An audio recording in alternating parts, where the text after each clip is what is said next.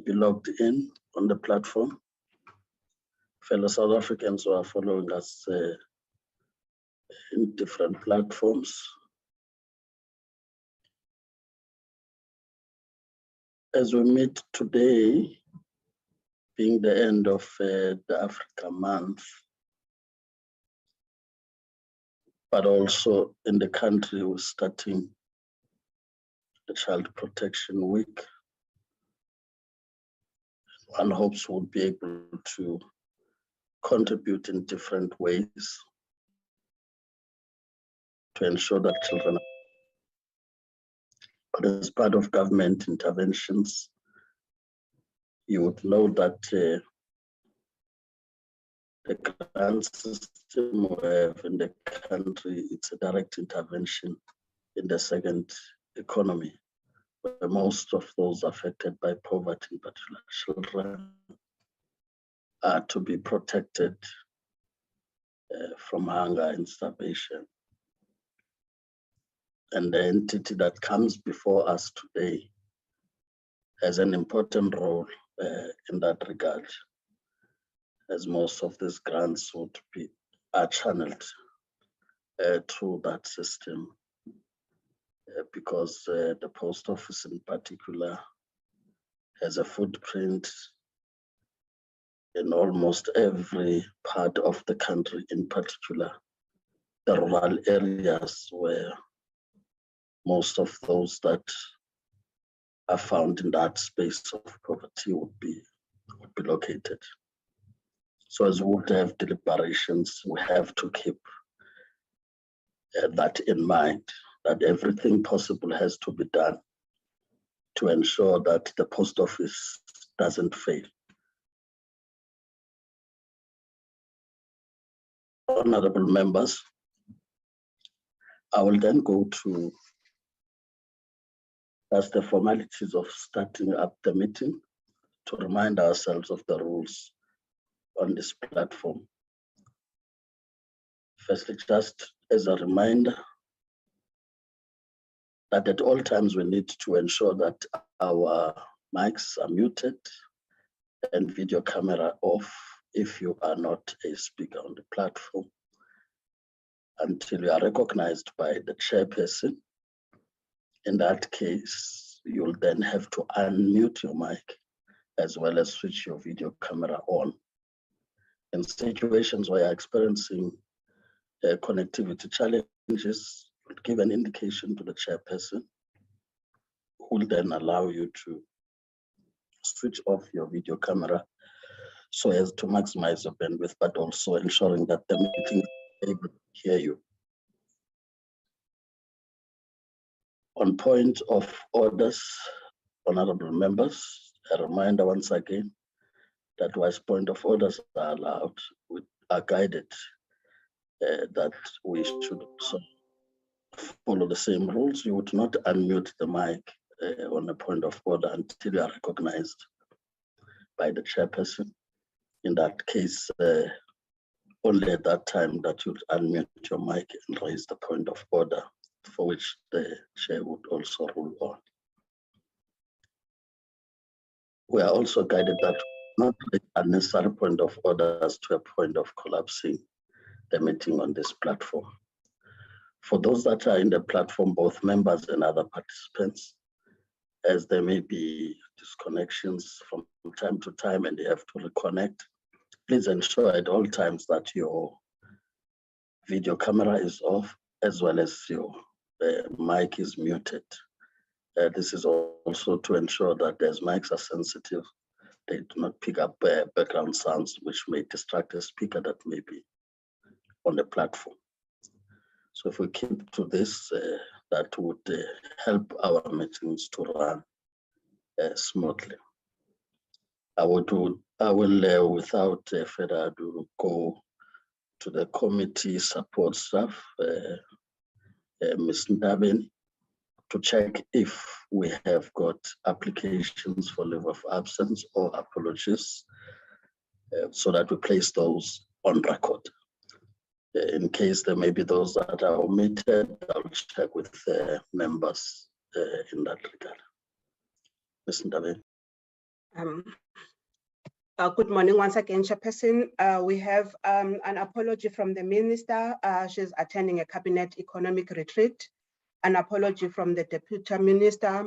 And as well, we have 2 apologies from the committee, from Honorable Kubaika, and a standing apology from Honorable Majosi. Thank you. Thank you, Mr. Tabeni. Are there apologies that may have been left out from honorable members that may have been submitted?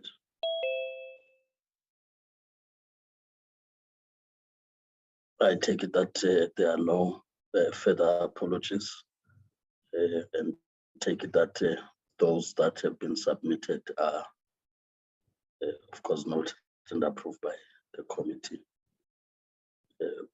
But I've been made to understand that indeed we do have now full quorum to proceed. Having raised that, would now go to the items on the agenda, of which Mr. Ndabeni would now flag them. Honorable members, as you would have received notice convening this meeting, as well as presentations that have been circulated for purposes of engagement in this meeting. That's the agenda for the meeting. We would get a briefing by SAPO on the matters that are tabled, the establishment of the Oversight Team as it relates to the turnaround strategy, the implementation of the turnaround strategy, the labor issues that were still pending,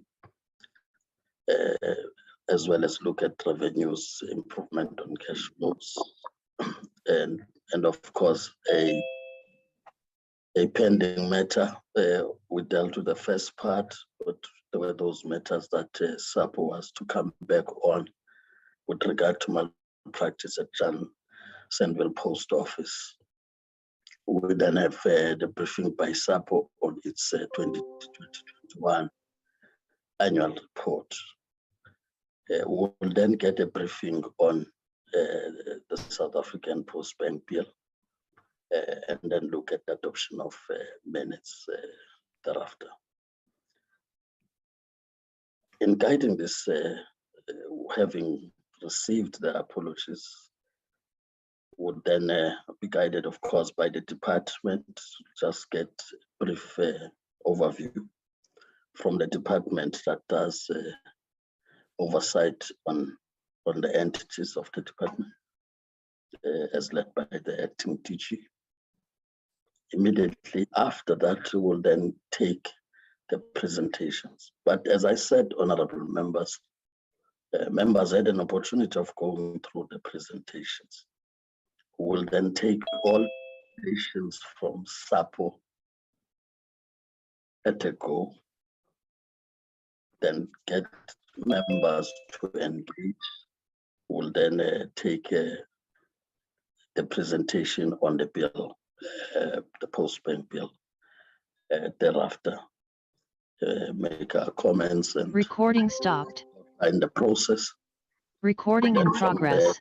The minutes. So if members would agree, I would really want that after the acting DG would give SAPO to take us on both items, that's 1 and 2. As they do that, would allocate a maximum 15 minutes because of the matters that we need to engage, which gives them also an opportunity to update us if there may be new developments that are of importance to the committee and the people of South Africa as they present. This is because we would have received the presentation some days back, and therefore, if there's anything they would want to take the committee into confidence on, that would also be the opportunity. So that will be like 50 minutes after the acting DG.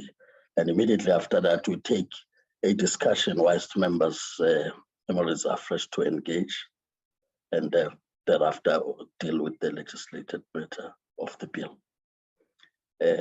Acting DG, Ms. Jordan, Jani, are you on the platform? Yes, I am, Chair, and I hope you are. Yes, so will be directed by herself. Thank you. You're welcome. You can proceed. Thank you very much. Thank you very much, Honorable Chair. I'd like to greet all the honorable members on this platform. I also like to greet the leadership at the post office that is led by the Deputy Chair, together with the Group CEO, as well as then the other stakeholders on the platform. Chair, this morning, as you've indicated, as we had committed, that we will be appraising the portfolio committee on updates regularly with regards to the SAPO turnaround, the strategy that was adopted and which we had presented to the portfolio committee earlier on this year. And we would also like to present the annual reports as of the 31st of March last year.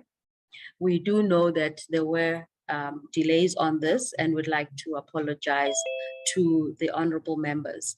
We also like to apologize, Honorable Chair and honorable members, for the late submission of the two presentations for this morning.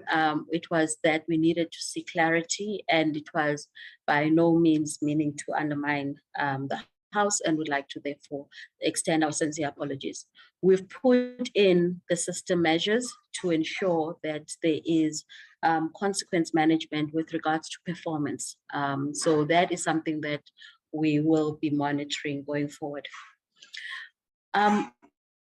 Honorable Chair, what we will then see today in the presentation that is being brought forward, especially under the annual report, would have been a situation that does not look appetizing, but would like to give an assurance that we are working with the leadership at the post office together with National Treasury to then put in mechanisms in as far as addressing firstly the financial situation at SAPO, but more than anything, we're also working towards the execution of the SAPO of Tomorrow strategy. Already you would have seen, and I'm hoping that the Group CEO will be able to appraise you on some of the winnings that and progress that we're making in as far as the implementation of the future of SAPO strategy. And I'm hoping that will then give the honorable members some hope. We certainly do believe that SAPO remains a critical player, especially for government, but also, as you would see, that because of its large footprint within the country, it remains therefore a critical platform for service delivery and for our citizens to be able to have frontline services.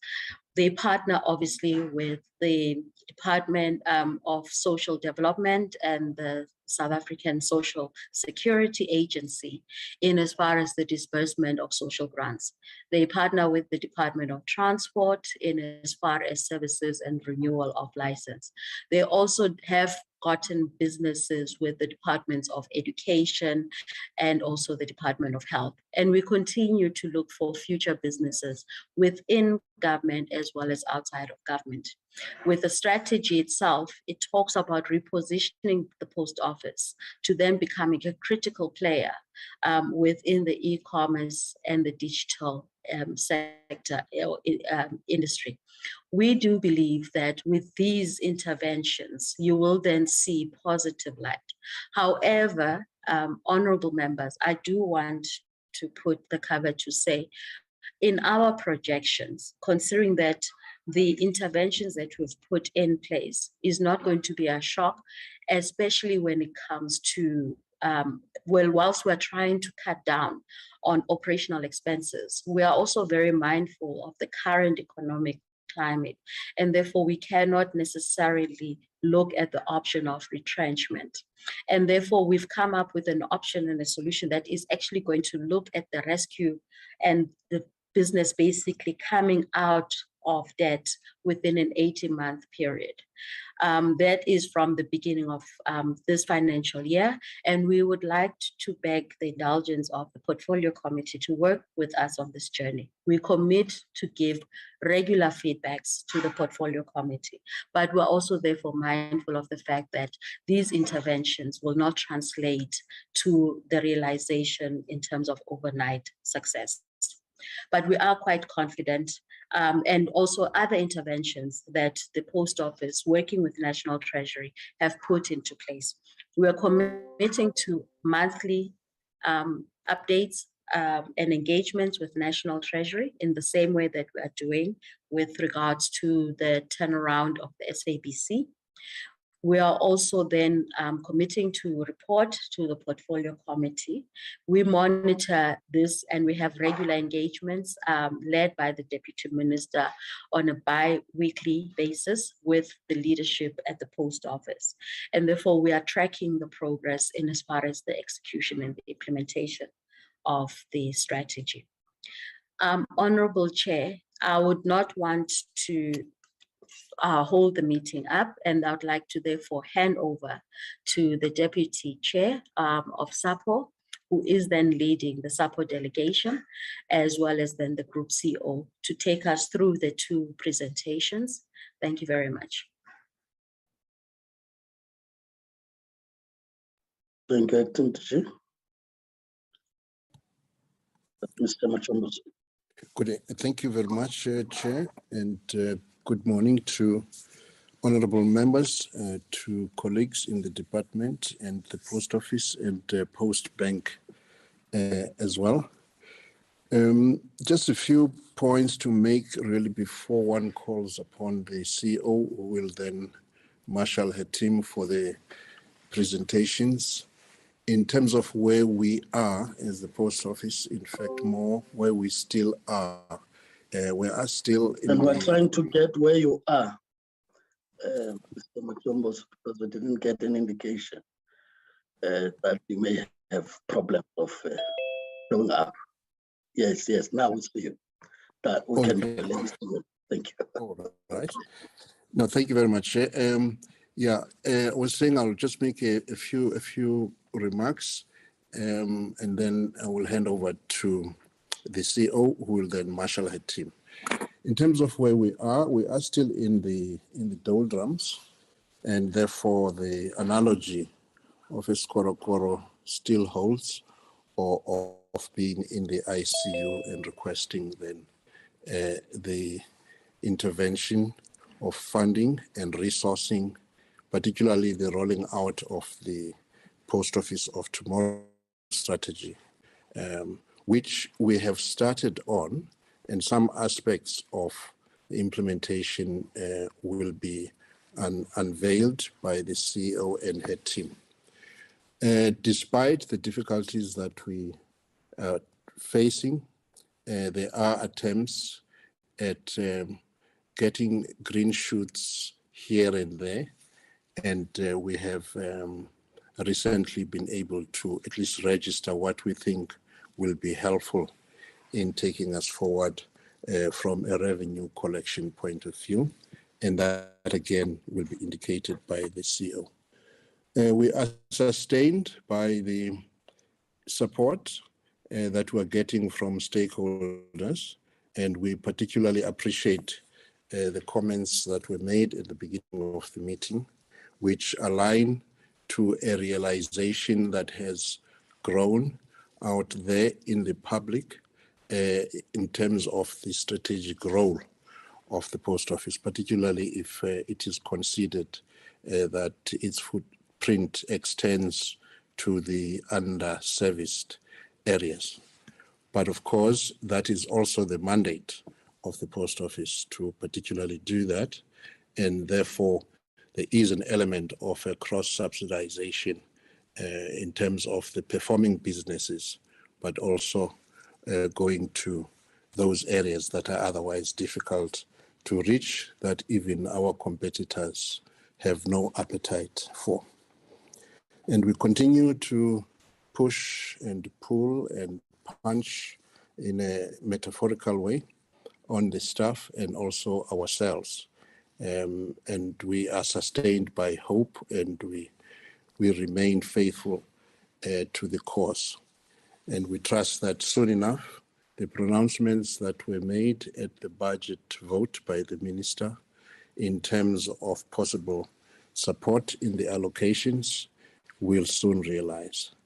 And we trust that at the next portfolio committee, there would have been some material progress in that respect.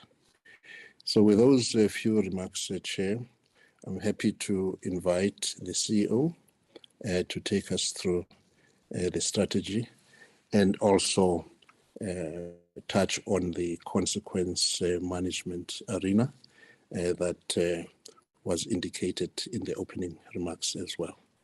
So I'd like to thank you very much for that. Thank you, Chair.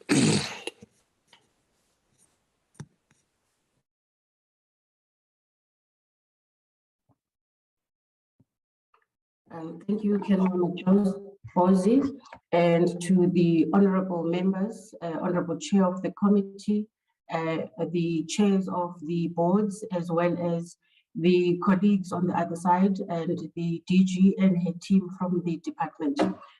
Good morning. Chair, it is important for us to note that the report that we are bringing in front of the committee this morning is a report for the year 2020-2021. As the DG has already apologized for the lateness thereof, we are pleased to announce that as today is the last day for us to submit to the AG in compliance with the 31st of May deadline, SAPO will be on time. We have finalized our Fs, and we are going to be able to submit on time, which then would assist the AG in auditing the report and making sure that we are on time coming back here this year to come and report on the 2021-22 financial year. I would like the Secretariat to please make Mr. Geert Patai give him the authority to share, because he's going to be sharing the presentation. And while that is happening, Chair, I'd like to just make the point that, it's important for South Africans to understand the role that SAPO plays, not only in the urban areas, but also in the most rural areas. And I think when we deal with SAPO, we should come from that perspective, that it is part of the fabric that pulls and brings people together.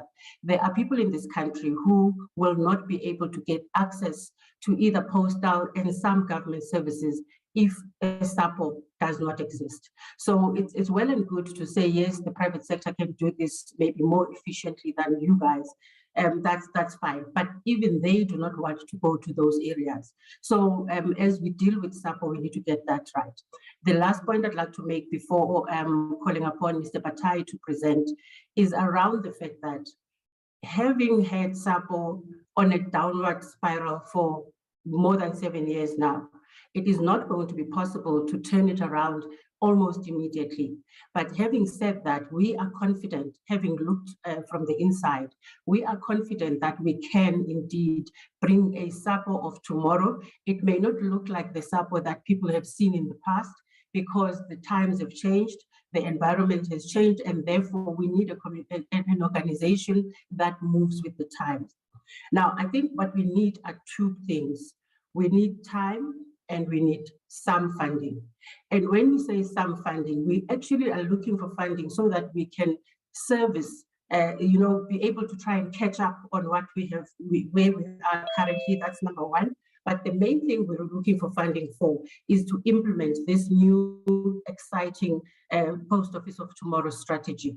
And we believe that if we are able to do all the things and the initiatives that we've put on there, we would never have to come back to government to look for funding again. So for us, it's really about ensuring that we are given the wherewithal to start. But as the chair of the board has just mentioned, we did not wait for the funding to drop. We are looking at other ways and means in which we can get things right.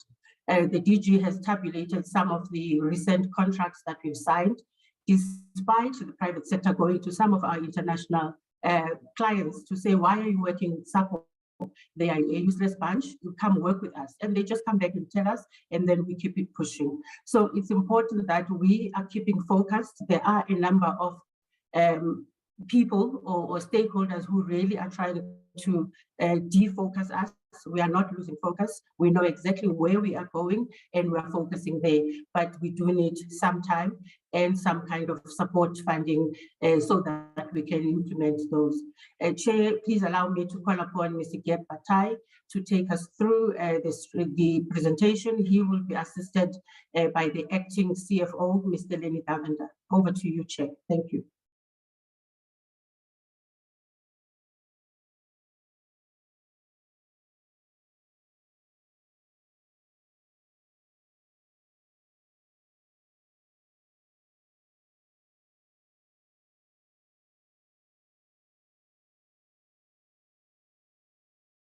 Good afternoon or good morning, Chair. My apologies if I do not switch my camera on. It's just to ensure my bandwidth. My reception seems to be a little bit patchy today. So I will take the committee through the presentation today. And I'd like to say good morning to all. Thank you for joining, and we will be taking you through the presentation. There were a number of queries that were raised in terms of the presentation that we needed to do, and necessarily the one was the establishment of the Oversight Team, which the DG has touched upon. Then the implementation of the Post Office of Tomorrow. That is our turnaround strategy that we worked on and has been submitted. That was submitted to the DCDT at the end of January, following consultation with the shareholders and the stakeholders, and necessarily also presented through to the committee. The third matter that we will touch upon are the labour matters. There were certain items that we will be discussing as well. And then matters to improve cash flow. And then there was also the report back on the Jansenville matters that were raised previously and discussed. We will just be giving an update of the progress on the matters that were raised. In terms of the Oversight Team, the Post Office of Tomorrow strategy, which we indicate is our turnaround strategy, has been incorporated into the corporate plan for 2022-23 through to the financial year 25. Where previously SAPO prepared an annual corporate plan, this corporate plan will remain in place for the medium term, as indicated for the 3-year period. What we will do, however, is at each financial year end, or we will monitor and where required, adjust the KPIs, and then obviously resubmit an annual performance plan with a review of the attainments that we did achieve during that financial year. Currently, in terms of the reporting structures, there are quarterly meetings currently held between National Treasury, the shareholder, the Department of Digital Technologies and Communication, and then necessarily the SA Post Office, where representatives from the South African Post Office on the executive level are present, and necessarily the National Treasury and the DCDT. These oversight meetings will necessarily be instituted on a monthly basis following funding availability to ensure that the necessary outcomes are achieved and to implement remedial action where required. In terms of the Post Office of Tomorrow strategy, as indicated, that is our turnaround strategy, it has been premised on a certain level of funding becoming available. Now, notwithstanding that the funding has not yet become available, we have commenced with a number of initiatives. You will recall that the Post Office of Tomorrow strategy is premised on 5 revenue pillars, which really concern the logistic centers, really re-establishing the Post Office as a logistic provider. And then also the logistic partnerships, where we would not want to go into competition with our logistics competitors, but really in a co-opetition arrangement. The e-commerce and the establishment of an e-commerce capability, the re-establishment or the upgrade of the authentication certificates, or becoming the authentication authority within South Africa, and then the final or the 5th pillar being the digital business hubs. So in terms of the organizational structure, that has not changed for a number of years. So we are currently redesigning the operating model to ensure that it complies and it supports the Post Office of Tomorrow strategy. So it's really looking at flattening and optimizing the current structure and where required, either merging or splitting business units and support units so that the correct efficiencies are achieved. So this has already been in process. The various structures have been discussed at executive level. We will be implementing these quite shortly. In terms of the executive management, there was some advertisements that were placed internally and externally for specifically on the commercial, the group executives, commercial, group executive logistics, and a number of other critical executive management positions that need to be filled to ensure that we have the correct and adequate and the necessary business leadership to ensure that the Post Office of Tomorrow is implemented and is successful. So we have already commenced with the advertisement for executive management. Now, as indicated by the CEO and also indicated by the Acting Deputy Director General or Acting Director General, currently the staff is a component, staff cost component is the largest cost component of the South African Post Office, comprising about 61 of all operating expenses currently.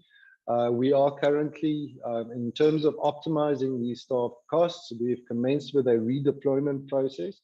So from where there's an oversupply to where there's an undersupply, this process is not a once-off, it's a continuous process. And obviously we adapt as and when we need to redeploy individuals. This is an ongoing process. In terms of the voluntary severance packages, we implemented a phase 1, which constituted 668 employees, which left the organization during Q4 of the 21-22 financial year. There was a phase 2 VSP, which was not implemented due to certain constraints, but we have received applications for that. Now, another key pillar of the Post Office of Tomorrow is necessarily the, if we can call it that, the insourcing to employee-owned companies. So necessarily where a service is provided by an external company and we are able to utilize the services or apply services to fulfill that by employees, we are working towards establishing employee-owned companies, looking at areas as property management, gardening, cleaning, and wherever we are able to outsource the functions to employee-owned companies so that we do not necessarily have to engage in a Section 189 or better known as retrenchments. We've also implemented an owner-driver scheme. We are in the final stages of completing a financial feasibility in terms of how we can guarantee a form of sustainable income to employees who have opted for the owner-driver scheme. We have received a number of those applications, and as indicated, we are currently working towards the implementation of that. Now, necessarily, for the Post Office of Tomorrow strategy to become successful and to become something that we can work towards is we need to look at our delivery standards. Now, in the past, the SAPO Post Office, the Post Office delivery standards have been not the best, as we all know. And we are actively working towards improving these delivery standards so that we become a trusted brand, which is a key pillar of the strategy, that we become a trusted, relevant, and reliable institution. Now, necessarily, there were some challenges in terms of the vehicle fleet. However, this has now been addressed with a new incoming service provider. And as we receive more vehicles, the delivery standard will improve. And also we will have a more reliable line haul. There's been a hard push towards clearing the backlogs. There was also some company-wide initiatives where employees from all units have assisted the operations division with clearing these backlogs by sorting, by transporting mail, and even by taking the postmen on their delivery walks, by transporting on the delivery walks. Now, a major issue that we've also had is necessarily the resolution of the customer complaints. And we've had some challenges in resolving those, necessarily because we were running on a manual system, largely in Excel. So the call center management system has been implemented, where the tracking of these calls and the resolution thereof will be facilitated. So that will assist with the call resolution. We have a target currently of the resolution of all customer complaints lodged at the call center within a period of 7 days. And we are working hard towards resolving those. Now, in terms of, and we indicated that there's those 5 strategic pillars, which are foundational to the Post Office of Tomorrow strategy, is necessarily the logistics and the logistics capabilities. We are finalizing the end-to-end solution for logistics, which includes fleet management, route optimization, and other tools of trade required to enhance and to improve our logistics capability so that we do become a logistic provider of choice in the South African market. As indicated, the business case is in an approval process. It's gone through there have been some tweaks required, but as indicated, notwithstanding that no funding has yet been made formally, we are already in the process of implementing logistics end-to-end solution. And as you may recall, we submitted the annual performance plan for the 22-23 financial year, which then was very much crafted according to those 5 strategic pillars, the revenue pillars. Now, critical to the establishment of the post office of tomorrow is necessarily the digitalization and the modernization of the post office. Now, that's where the trust center comes in. Now, with the increase in electronic transactions taking place, there is the need for a certification authority. The SA Post Office has a trust center capability currently in place, but due to a number of reasons, this has now required to be upgraded, renewed, and modernized. So in terms of that, we are finalizing the business case. It was presented at the executive level. Some changes were required. Those are being made. And again, the trust center that is already in an advanced stage for implementation.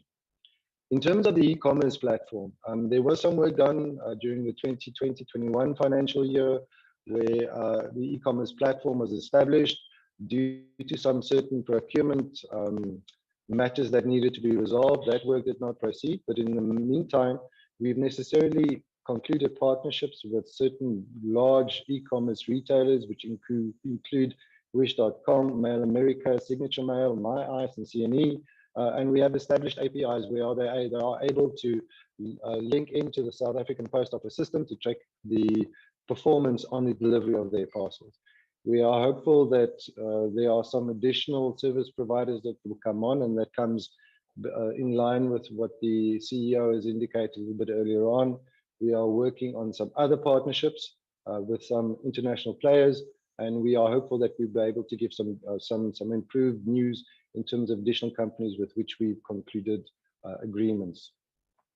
In terms of the digital business hubs, as indicated, that is the first strategic revenue pillar. We have received board approval for the digital business hubs. It has been discussed with the shareholder for implementation. A funding request for the implementation of the digital business hubs was also discussed with the shareholder. They have indicated that whilst they are supportive, they will need to find and source some funding for us, but that will assist in necessarily the bridging the digital divide, which the shareholder is tasked to resolve. So via the implementation of the digital business hubs concept that the post office has finalized, it will assist with the DCTT. In terms of the modernization and digitalization of the post office, there are some critical components that need to be implemented. And necessarily that one, the most important at this point is the data center migration. The data center is currently housed at Seven Church, and there are numerous challenges that we are experiencing in terms of failover, failback, in terms of structure, and a number of those. So we are now currently in a discussion with SETA to migrate the data center. We have divided the data center migration into 3 aspects, which is the cloud move or the cloud migration, which is a go. There will be certain applications that we are able to migrate to the cloud, which are ready to be migrated. However, there's a connectivity dependency in terms of the connection to the cloud. So there are certain matters that we need to resolve in terms of procurement via SETA. Now with the further advice in terms of the Treasury regulations, we trust that this will be able to be resolved quite quickly. And then also there is the hybrid mail service move, which is necessarily works towards our hybrid mail. There's a connectivity dependency on that as well. And then the white space move. The white space move really refers to our applications which are not ready to migrate to the cloud, where some white space or some physical space will be required. The space has been sourced, but there again, there is some work and connectivity that needs to be placed in place. So we are working towards having the data center migration completed as soon as possible. In terms of our point of sale hardware, there is the dire need to upgrade our point of sale hardware. That is really the computers that we use at the post office branches to be able to transact. These computers are in dire need of replacement. So that business case has been previously approved, but given the changes in the staff numbers and the layout of and closure of a number of branches, that number has had to be revised. There's also some changes in terms of the technological landscape. So in terms of the upgrade of the point of sale hardware, that business case is in finalization. And again, will also be presented through to the board. And as soon as funding availability or funding is available, we will then be able to commence with the procurement for the point of sale hardware. In terms of the point of sale software, there have been some engagements with the service provider to resolve some legacy matters. The engagements with the service provider are at an advanced stage, and we trust that this will be able to be resolved so that we are able to upgrade our point of sale software, which will then be able to function on the Windows 10 operating system that the new point of sale hardware will have. There's also looking at the UPU that will also probably, or that will have a point of sale software solution available during July this year. In terms of end user computing, there we need to look at the refresh of desktops and laptops due to the age. If I may just add, the laptop that I'm currently working on is 10 years of age. So in the terms of computer equipment, that is, I suppose it's past its sell-by date. Fortunately, my laptop is still working. But in many instances, and for a lot of other staff members, they do not have the required tools of trade to be able to do their work effectively and as optimally as they should be doing. In terms of the product development to support the Post Office of Tomorrow strategy, now one has to read this in conjunction with the other revenue pillars that we are looking at, being the logistics and the logistic partnerships, then also the e-commerce partnerships and the e-commerce platform that we are currently working on, and then necessarily the trust center. We have developed an online MBL solution, which has been, which was launched during February. And then there's also some moves towards having the post office be a delivery agent on behalf of the authorities in terms of where a license is renewed. We are currently working on an email for life, which then relates back to the digital business hubs, which then speaks to the requirement that the minister spoke to some time ago in a briefing, where she said that there would be an email created for every South African, which we would want to then link in with our e-registered mail, which would then serve as a registered email address for the delivery of notifications and any other legal requirement document. So we are working towards that, amongst others. So you will note that we are at this stage, we have already progressed quite far with the implementation of the Post Office of Tomorrow strategy. But in terms of that, some funding will be required to be able to implement where capital expenditure is required. Now, whilst we have been discussing the Post Office of Tomorrow strategy, there have been some legacy matters also that needed to be resolved in terms of with labor.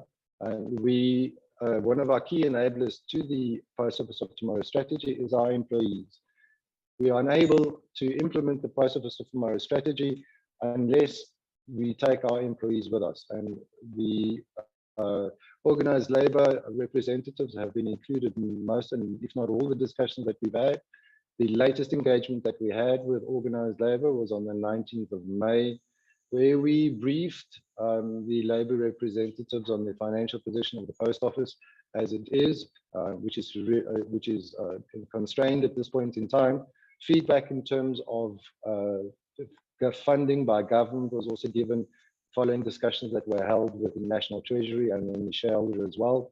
Then we were looking and discussed certain manners and methods and ways that we can look at strengthening the balance sheets in terms of liabilities that are currently sitting on our balance sheet. There was the matter of back pay that we discussed. Then there was the Medipos historical debt. And then also the resolution of the post-retirement medical aid. which also is a large liability which the South African Post Office is carrying, and ways and means to reduce that liability. In terms of cost-cutting measures, again, a number of proposals were made to the organized labor and discussed, and finality is still to be attained in terms of that, but where we then necessarily looked at reduced working hours, the possibility of salary cuts, the voluntary severance packages, and then necessarily the implementation of the owner-driver scheme. As indicated previously, the recruitment to executive positions has commenced, and necessarily we needed to just give context and requirements through to organized labor so that no skewed view is being held in that, whilst we understand that the labor cost is at 61% of all expenses, there are some certain key critical positions that need to be filled to ensure that the Post Office of Tomorrow is implemented. Then a discussion or feedback was held with regards to the SRD grants and repayment thereof, and then the Master Services Agreement in terms of which was signed between the Post Office and SASSA in terms of payment of social grants. Again, we wish to point out that the matters were discussed and proposals presented by management, but were then again subject to discussion of organized labor. In terms of improving the cash flow, to date, we have only entered into essential procurement. Now with the clarity in terms of the Constitutional Court ruling in terms of the procurement regulations, that will add some certainty in terms of how we proceed from here so that we can necessarily enter into the required procurement for the initiatives which would support the Post Office of Tomorrow strategy. Now, again, as we indicated, staff costs and security services are the highest cost drivers in the Post Office, and which are currently being addressed. Staff costs, again, we indicated that was 61%. In terms of security costs, those are probably around 9% of all our operating expenses, and we relate to the guarding cost and then the CIT cost, the transportation of cash. Now, in terms of the transportation of cash to and from our branches, there are certain methods and solutions that we are currently looking at. We have been looking and discussing a mobile money platform. We would be looking at the establishment of a payment ecosystem within which vendors would be able to transact on a mobile money system. It is not something new, but is critical to implement via the Post Office so that we can ensure that our security costs are effectively addressed and then necessarily are reduced. But at the same time, we have seen an unprecedented spike in burglaries and armed robberies at the Post Office since the implementation of the payment of social grants. And that was due to the high levels of cash that are carried in certain branches, and obviously the Post Office being seen as a soft target with the necessary losses. In many instances, we are unable to recover these losses via insurance purposes, but then also one looks at the cost that it has on employees in terms of trauma and the like. So we need to address those security services via alternate means, and we would be looking and are looking at a cashless Post Office. Necessarily key to the Post Office of Tomorrow strategy is the re-engineering the product and services portfolio, digitalizing and modernizing the portfolio that we currently have so that it is 24/7 available on an omni-channel via various touch points and available, as we indicated, 24/7. Work is advanced in this, and as we spoke a little bit earlier on, we have already launched digital initiatives which include the online MVL, working towards the email for life and the e-registered mail. The implementation of the revenue generation and cost reduction initiatives as per the Post Office of Tomorrow strategy will improve the cash flow and the financial position. But as indicated by the acting DG, it's not a quick fix solution. It is a process that we will need to commence. The targets that we have set in terms of the Post Office of Tomorrow are very optimistic. We are hopeful that we will achieve those. But again, as indicated, there will be some form of funding required to ensure that we can expend the necessary capital so as to procure the capital equipment required to support and expand on the Post Office of Tomorrow strategy.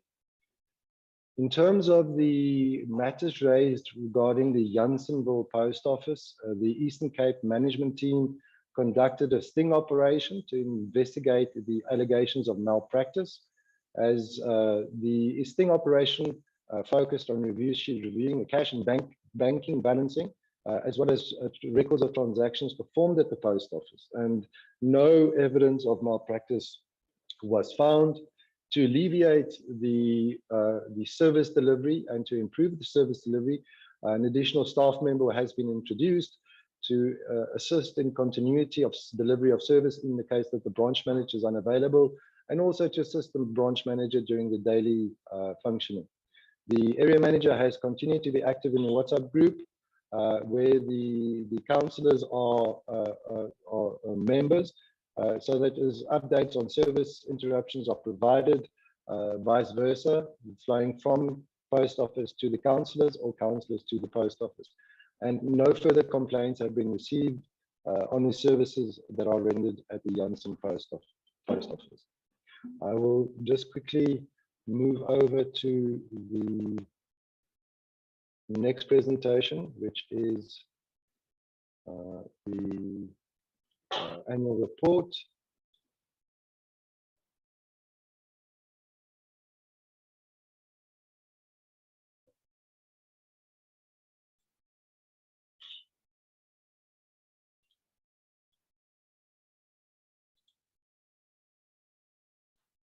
Chair, I trust you are able to see my screen. As indicated by the CEO a little bit earlier on, due to the delays with the finalization of the audit, the results for the 21 financial year are presented. You will note that the date is at 31 May 2022. That is today's date. So again, the results will be for the 2021 financial year. The areas that we would be looking at is necessarily the highlights, and then in terms of the COVID-19, the post office reaction and measures that was implemented in response to the current COVID-19 pandemic. We will then quickly touch on the strategy and the performance on targets, financial performance, which I will request the CFO to take us through, and then we just quickly look at our focus areas for 2022-23, which in essence is what we are working towards this financial year. Just in terms of the highlights, mail delivery improved from a 0% during April, where mail was not considered an essential service, so all services were locked down, to 53% by year end. There was a reduction in carryovers from nearly 10 million items to 5 million items during the financial year. Co-loading was implemented. As indicated a little bit earlier on, there has been an unprecedented increase in the armed robberies at branches, CIT, vehicle hijackings and business burglaries from 583 incidents in 2020 to 887 incidents during 2021. So that is a substantial increase, and necessarily there has been an increase since then as well. The customer declaration system was completed, the upgrade of the international postal system as well, and then we continue to deliver to our contributions in terms of the Nalibali program to deliver reading material to schools and reading clubs. The network availability uptime was at 99.37% against a target of 98%.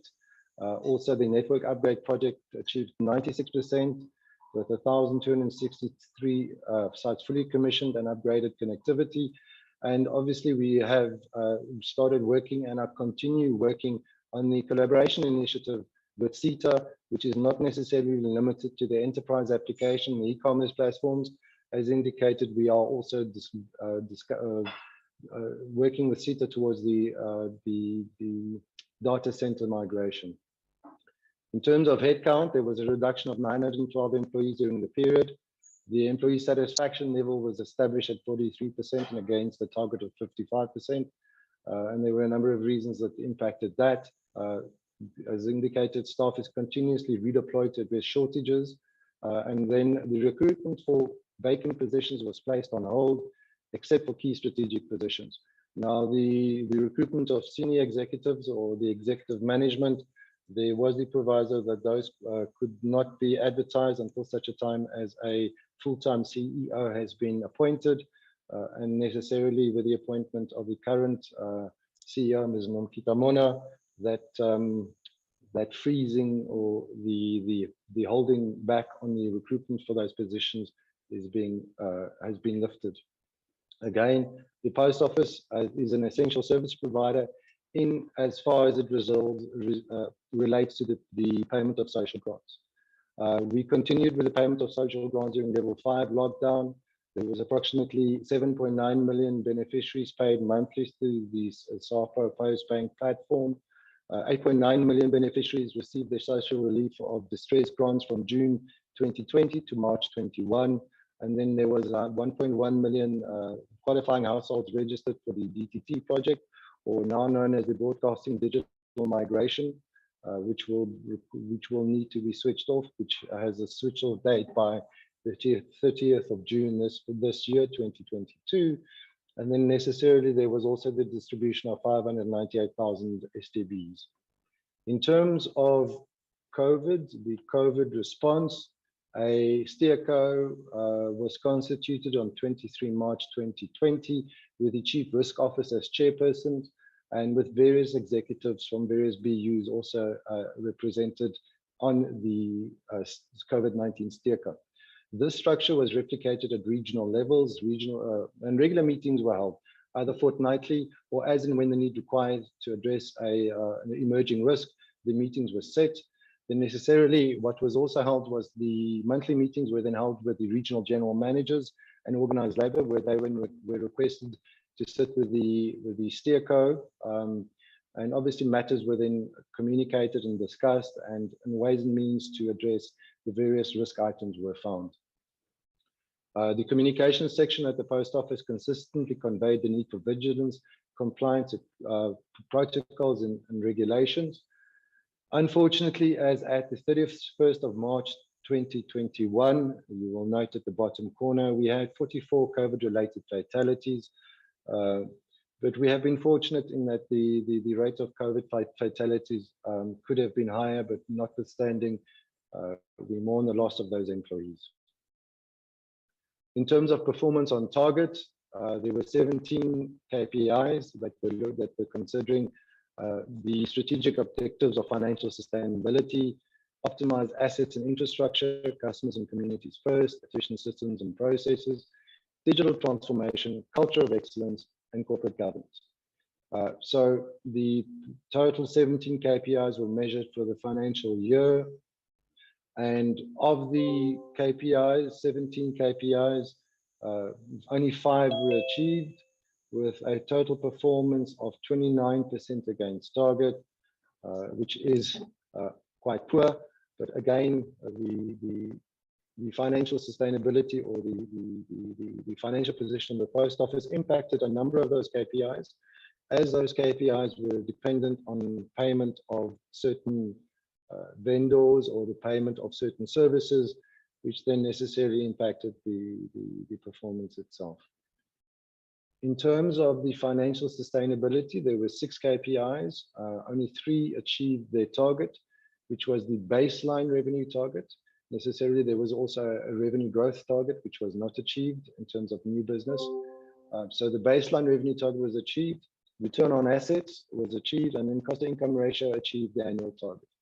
In terms of the optimized assets and infrastructure, there were 2 KPIs, the first one being installation of security services, and that was not achieved due to the post office not fulfilling payment conditions.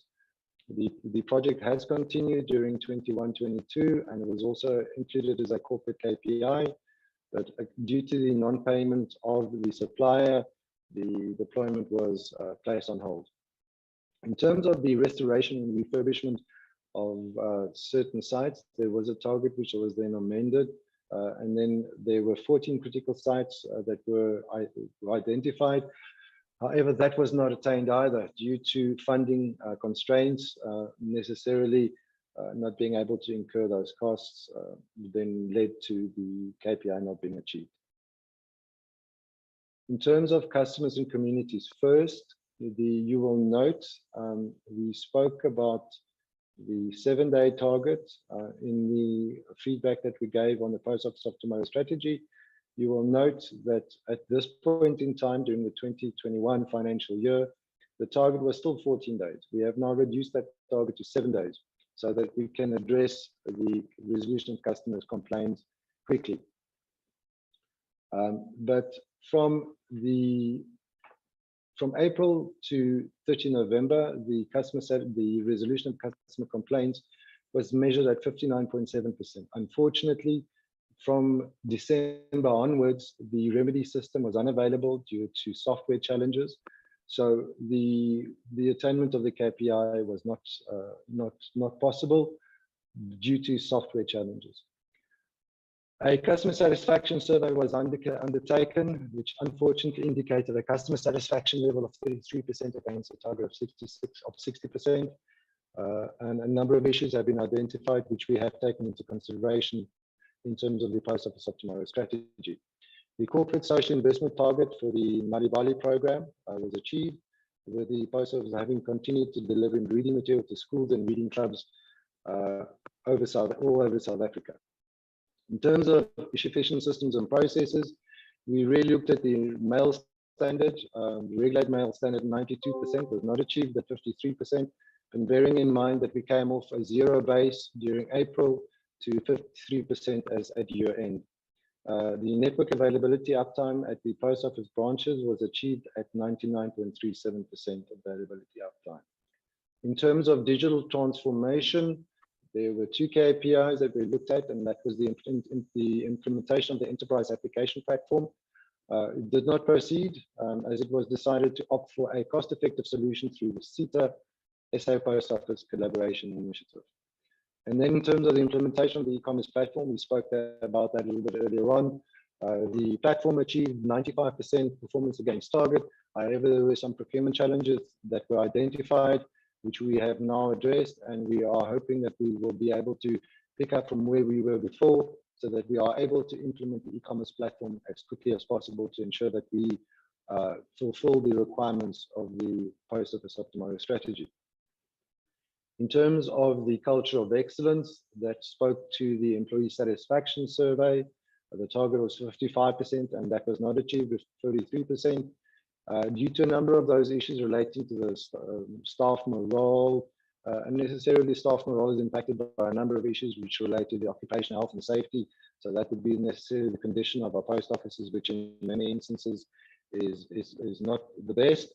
The tools of trade, which we've indicated, need to be addressed quite urgently, and necessarily the general increases, and so those matters need to be addressed, and we are addressing these in line with the Post Office of Tomorrow strategy and the consultations with the organized labor. In terms of the corporate governance, that was not achieved with a disclaimer of audit opinion issued by the Auditor General, and we are continuing with the aim of addressing the outstanding audit matters that were identified during the audit, so that we can look towards an improved audit for 21-22. If I may just ask the CEO now just to carry on, there are some financial matters. Gary. Thank you, Kid. Good morning, Chair. Good morning to the honourable members, and good morning to the colleagues. The revenue for the year ending 31st March 2021 was 2.9 billion rand in comparison to a 4.1 billion received the prior year. So we've seen revenue has declined by 1.2 billion rand for the year under review. In terms of postal services revenue of 1.6 billion has also declined by 1.2 billion rand. So the main reason for the declined revenue was postal services, which has declined by 1.2 billion or 45%.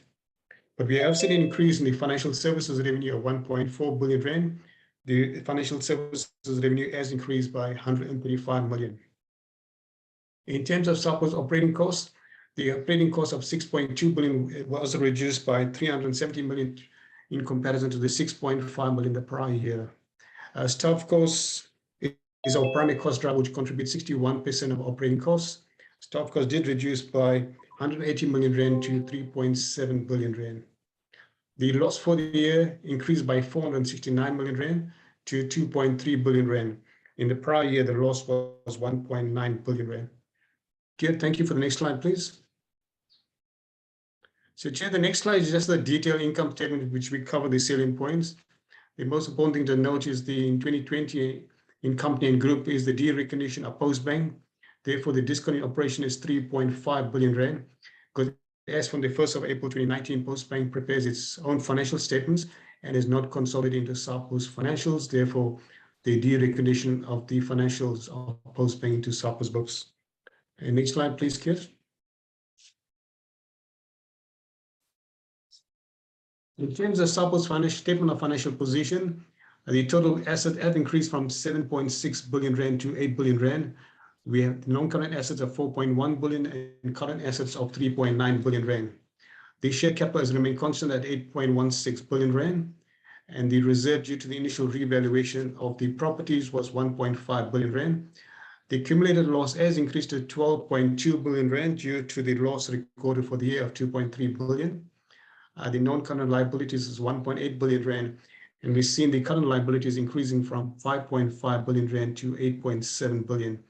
So in terms of SAPO's solvency and liquidity, we see the net asset value is negative at 2.5 billion rand. So the total liability includes current and non-current assets. Non-current liabilities exceeds the total assets of 2.5 billion. And in comparison to the prior year, the negative NAV was negative at 14 million rand. So we see the net asset value negative has increased to 2.5 billion rand. When we look at it in terms of the liquidity, in terms of the current liabilities of 8.7 billion rand for the year increased by the current asset by 4.9 billion rand, which has worsened compared to the prior year. In the prior year, in 2020, the current liabilities of 5.5 billion rand exceeded the current asset by 2.1 billion rand. And that is due to the liquidity position worsening due to the loss recorded for the year of 2.3 billion. Thank you, Kit. Next slide, please.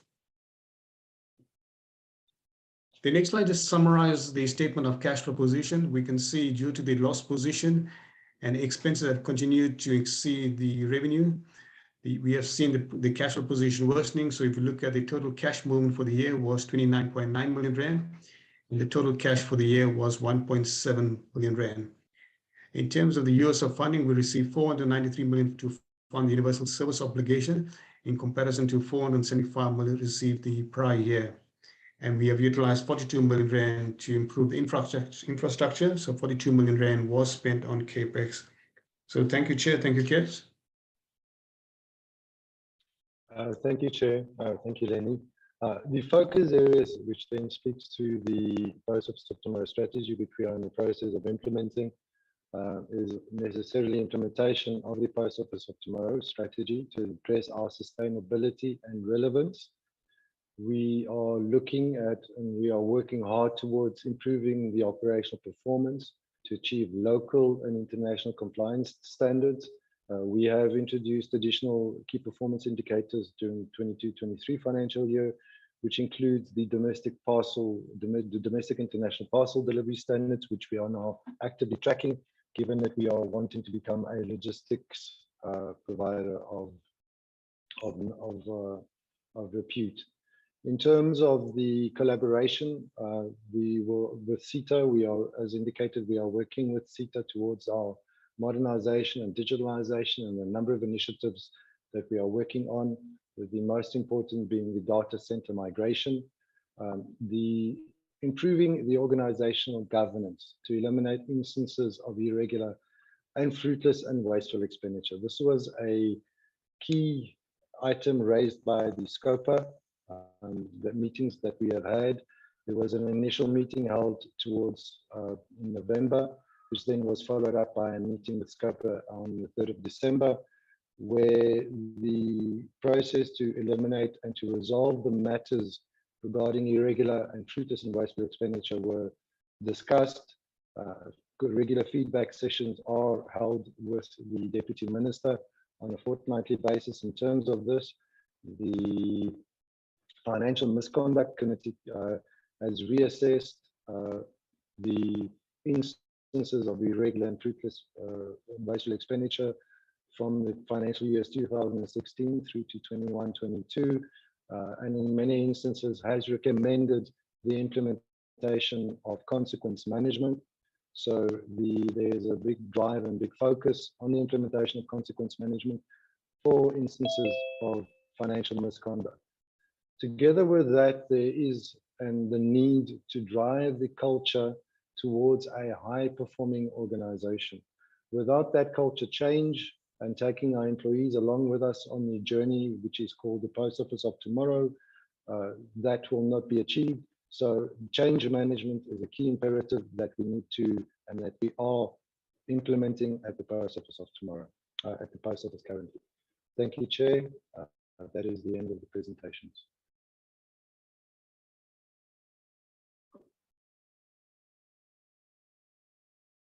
Thank you. Unless I would have not noticed, is the chair of SAPO ready to say anything else as a closure to the presentation before I allow members to engage? No, thank you very much, Chair.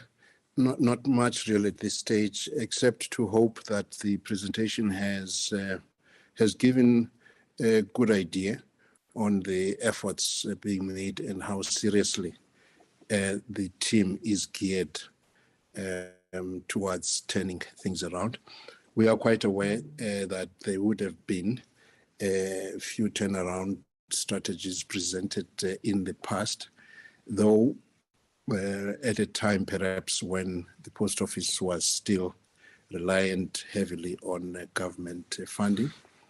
And as I recall, in the first portfolio committee of 2021, the chair did say that the post office should not always wait to be called to the portfolio committee, and that if there are developments that need to be brought to the attention, the post office should be proactive about that. And we hope to be able to do that. We're committed to be able to do that, not only to highlight challenges, as we trust that we will be successful in our prayer for assistance, being mindful of the fact that things have now changed. The post office has to operate like a normal business, not really dissimilar to the way that telecom in the past moved from being a government department and transitioned. So we are in that phase where we need to prepare ourselves anew for the new terrain. And indeed, a fair bit of the post office business has gone to the competition. And the idea is not to allow a further growth in the competition, because they would always look at the low-hanging fruits. And we trust that we'll be able to turn things around with the strategy presented and also with the initiatives that have been embarked on, particularly the one on owner-driver scheme, which is exciting a lot of our staff and is in a way a saving grace insofar as employment is concerned. And that didn't really have to wait until funding. So we are quite hopeful and very optimistic about that, and we can't lose hope. And thank you very much, Chair.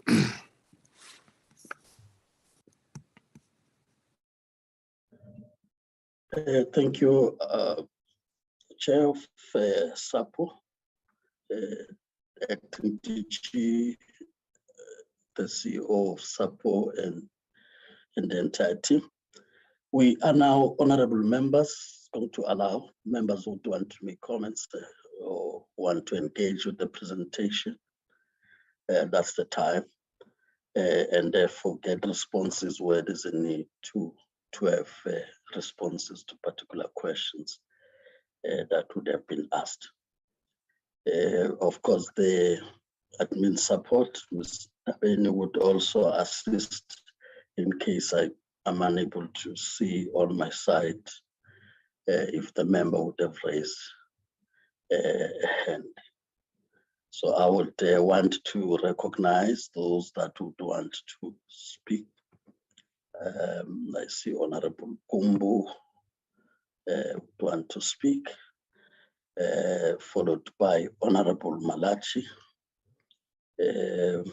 I'm just checking if there's any other member, maybe leaving. For now, let's take the two. Honorable Kumbu, you are now recognized. You can then proceed. Thank you, Chair. If you could just allow me not to switch on my video because of, well, was load shedded here this second. Can I proceed, Chair, with that? Please proceed, Honorable Kumbu, you are permitted. Oh, thank you, Chair. And good morning to everyone in the meeting. And thanks to the presentations made. Just 2 or 3 questions, Chair, where I'll need clarity on. The first one, I just want to understand as to what is it that's being done on monthly basis by the department that is being done by the department on monthly basis to support the post office. That would be the first question. The second one, I just want to check the commitment on the part of the Treasury on the issue of findings and what are the timelines. Thirdly, there is this in terms of the audit committee report. The committee is concerned about the level of fraud that is caused by weak systems and processes control in the post office. Now, as part of the measures to address this, the post office board have come up with some resolutions. If you can just share with us some of these resolutions so that we are clear about these measures or resolutions which you want to put in to address these issues of fraud in the post office.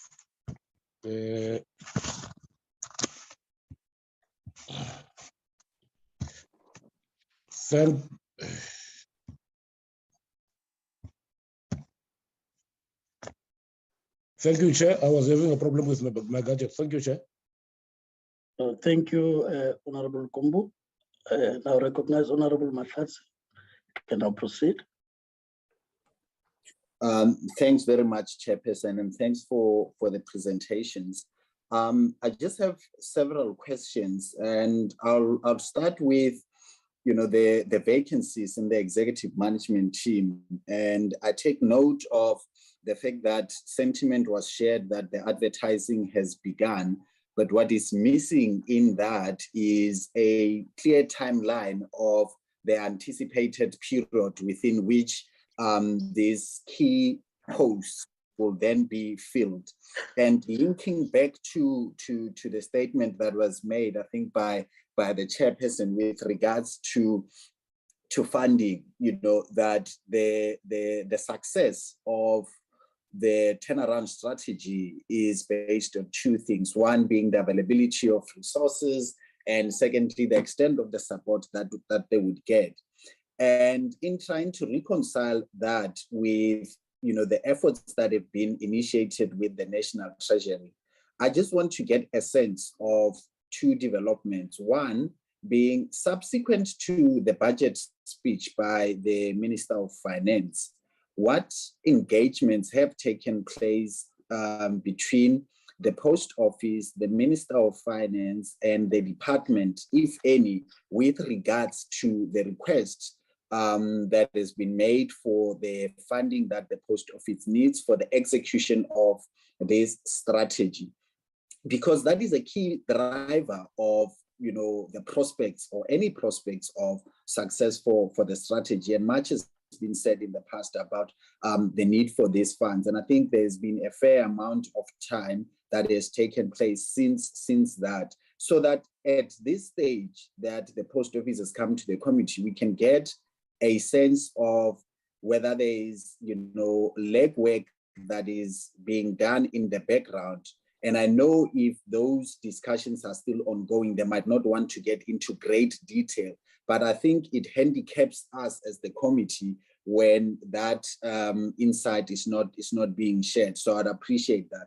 And secondly, I'm trying to reconcile the feedback from the presentation with regards to the level of employee satisfaction and staff morale with, a statement that was made when comment was being made in reference to the take-up of, the employee-owned companies or, the employee driver offer option that has been presented to some of the employees who would then be affected by the cost-cutting measures. And it seems contradictory, but I don't want to dwell on that. I want to get a sense that if there is that level of dissatisfaction by employees with, the post office as an employer, can we then get a statistical indication of, one, how many current employees have taken up or applied for that option, and how many of them have been shortlisted or have been considered in terms of that? Because one would presume that there is then a process of trying to establish that those who have applied adhere to a certain number of basic requirements that would ultimately then make them the successful ones. And thirdly, Chairperson, is something very fascinating that I picked up, and I think it was from the CEO in the opening remarks, was this concern that she raised with regards to being mindful that there are people, and these were exact words, that there are people trying to defocus us. I just want to get a sense of what is she referring to there? Can she be more elaborative in expanding on that, so that again, we are not left to read between the lines and interpret, people's words here, but we can have a clear understanding of what they are trying to allude to, and what is it that they mean. And lastly, Chairperson, is with regards to the security costs. One of the things that I'm trying to reconcile here is that the amounts being spent on security, or security of the infrastructure of the post office and its mechanism seems to be of a concern. And I'm trying to correlate that with the level of, or in fact, the absence of consequence management with regards to post office staff members implicated or who have been, subject to disciplinary processes for misconduct, fraud, or various other elements that have resulted in unethical behavior that ultimately robbed poor people of, their monies and their grants. And to get a sense again from the leadership of the post office, because the last statistical indication we had, which was in the form of a parliamentary question, was that 314 post office employees were suspended with pay during the 2020-21 financial year. And if you can get a sense from them of, out of those, how many have been finalized, and how many of those individuals who were then suspended with pay still remain under the employ of the post office. And if that is information they do not have at first hand, I'm sure arrangements can be made for us to be furnished with it. And finally, Chairperson, is just an operational issue with a branch of a post office that affects the community that allies with strongly. Is one of the things that I've realized is often when post office branches are closed, there is just no detailed communication to their customers.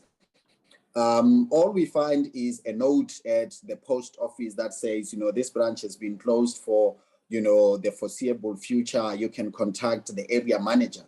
And in most of the times, we are unable to get hold of the area manager. And the case in particular is the Hoedspruit post office, which has now been closed for just over a month, and there's been no indication of, what are the plans? Will that closure be extended? Is it a permanent closure?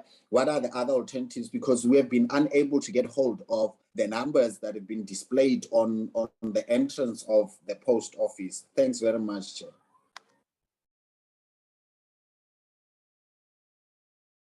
Thank you, Honorable Malachi.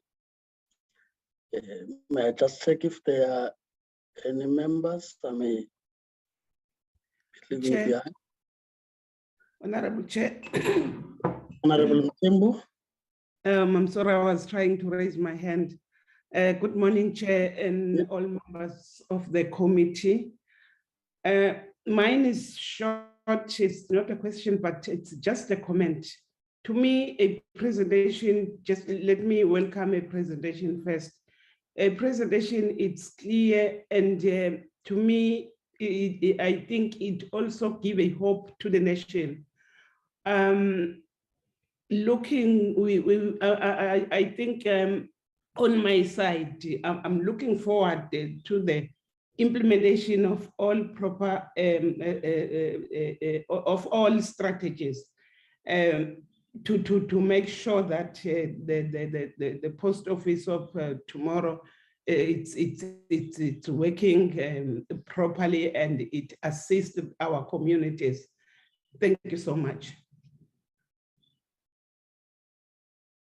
Thank you, Honorable Tim.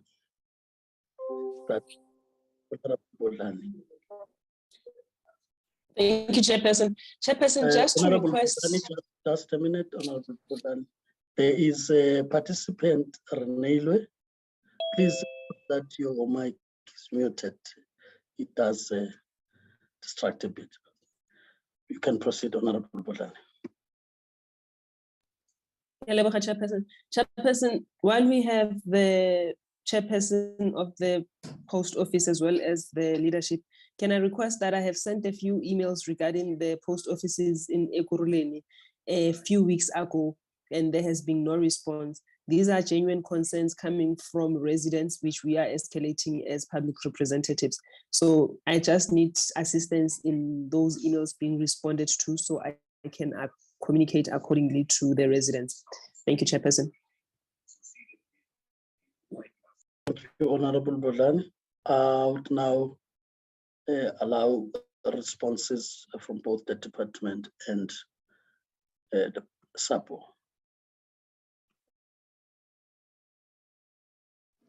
Thank you, Chair. Chair, may I then request maybe we start with the post office, and then I'm also going to ask the DDG responsible for SOC oversight to respond on the engagements with the National Treasury and the Post Office and where we're at on that. Let me hand over to the Chair of SAPO and the leadership. Thank you. Thank you very much, Chair. I will call upon the CEO to orchestrate the team in relation CEO to the questions, particularly from Honorable Malachi, which range from the timeline for filling posts, also timelines for funding, feedback on staff morale, vis-a-vis the owner-driver scheme and the dissatisfaction index. And the CEO at some stage will touch upon the interests that are positioning themselves to defocus in the best way that you can. And then the security costs, individuals suspended, the number or a process of a fuller process of responding to that particular inquiry. And then the operational one as well from Honorable Malachi around the Woodspruit post office. We welcome the comments from Honorable Tembo, and then CEO, there's the one that came from Honorable Bodlani around emails that were sent from Kuruleni. And then we will hand over then to the department on the questions that are specific to them.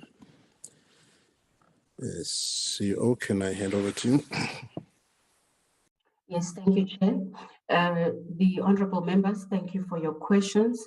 The questions from Honorable Gumbu are for the department as well as the Post Bank.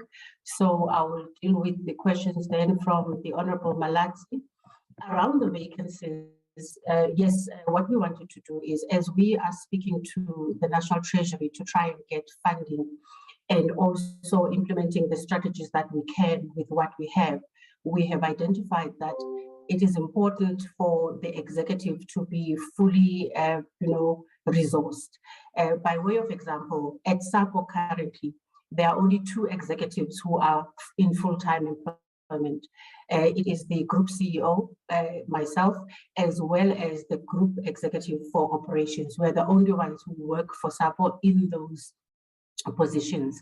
Everyone else is in an acting capacity. But also what we have done is to look at the new strategy that we have now brought together, and we realize that for us to be able to implement that strategy successfully, we require new skills that are necessary to ensure that we implement successfully, but at the same time, these are new skills in the sector that are not available at SAPO, even in the acting capacity people. So it is important that we find the right expertise that will assist us to take it forward. The question, though, was around clear timelines for posts, etc. So what we said was we have asked National Treasury and through the DCDT to assist us with the funding, but we do not know when that will happen. I think the department will then respond to the question. It was one of the questions from Honorable Gumbu.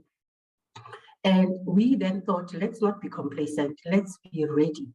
So let's start the process of going out and doing the vacancies. The second one is we are going ahead with the shortlisting and the interviews. And what we have then resolved to do is, if the funding arrives at the right time, we'll be able to do that ASAP.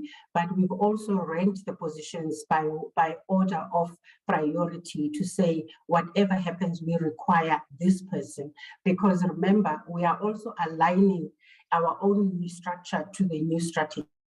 Because as everybody knows, structure follows strategy. So now that we have a strategy, we do need a structure that will support that. And we have identified just the key critical positions that we require. For instance, if we say we want to style ourselves as a logistics company in the logistics and warehousing business. So we do need that skill and expertise. So we have also taken the view that if while we're waiting for the funding, we could also maybe onboard these critical skills in a phased-in approach, but we would have liked to have done this within the next 6 to 8 months at the very least, because as I said earlier, what we need is time, but we equally, on the other hand, do not have time for us not to implement and move ahead. With regards to the employee satisfaction and staff morale, and I think Honorable Molatsi said there's a contradictory note there. The owner-driver model, we don't believe that it's so much as dissatisfaction. It's really about the fear of the unknown. Employees at SAPO, we are now sitting at just over 14,000 people working for SAPO, 14,092 to be exact. And they hear things in the media about their company. We also are always trying to communicate with them, but everybody is sitting in fear. And when something like an owner-driver model scheme is brought to the fore, people are thinking maybe I should actually apply. We have had 234 people who have put up their hands, and they've said that they would like to be taken through this process. We are still at early stage, we are engaging with them. We are explaining to them what that will mean. And at the same time, we are very excited about this because we believe that it would help us in terms of productivity, because we are going to compensate these employees as business people, because now they run their business. The more they do, the more they get paid. So it will not always be kept at what they used to get at SAPO. But secondly, it is important that they themselves kind of grow themselves, because what we want to do here is we will, what's the right word? We will guarantee the work for them, because we have taken them out of the system. We are creating them as the owner drivers. Then they will have guaranteed work from SAPO, no questions asked. But they will also help us by delivering more. But we also think that in the end, they might also be able to grow and to be able to deliver for others. But we would have to look at the modalities around that so that we don't suffer in terms of the work. But it's really not about dissatisfaction as such. I think it's really about saying what else, because everybody can see where the company is. And we are basically running a very transparent organization. From time to time, we have information sharing sessions with the union leadership, and we also send information to the staff. Just on the 19th of May, which is about a week and a bit ago, we had a full 3-4 hour session with the unions where we said to them, this is not a bargaining forum. We are sharing information with you because we would like you to know what we know, so we can empower you to go out and lead your people accordingly, because we believe that information is power. The issue around people trying to defocus the SA Post Office, we have constant negative reporting, negative sound bites about old things that have come up every day. It's very, you can see that it's what's the right word? It's consistent, it's concomitant, it's there all the time, and it comes from all different angles, because the idea is to show a SAPO that is falling apart, and to show a SAPO that is weak, and to show a SAPO that actually needs to be closed down. There are others which, Honorable Malaxi, if you agree, if you allow me, I would not like to put them here publicly, but they are documented, they are there, and that's why we say there's always something to try and defocus SAPO. As the executive that is there, we are dealing with a lot of moving parts, be it internally, be it external, they're coming from all angles, and that's what we are talking about. But the committee must take heart on the fact that we are not to be defocused. We actually know where we're going. We believe in what we will achieve, and therefore there is no threat for us to be defocused. There was a question around the amount spent on security, and the question was linked to it is spent on post office infrastructure. I must correct that. The huge amounts of security spent by the post office include, but are not limited to, the infrastructure, but mostly it's about the social grants. Sorry, the social grants. The country will remember that we have billions flowing through our post offices every month for paying the various types of social grants. And that's what is attractive to the criminals.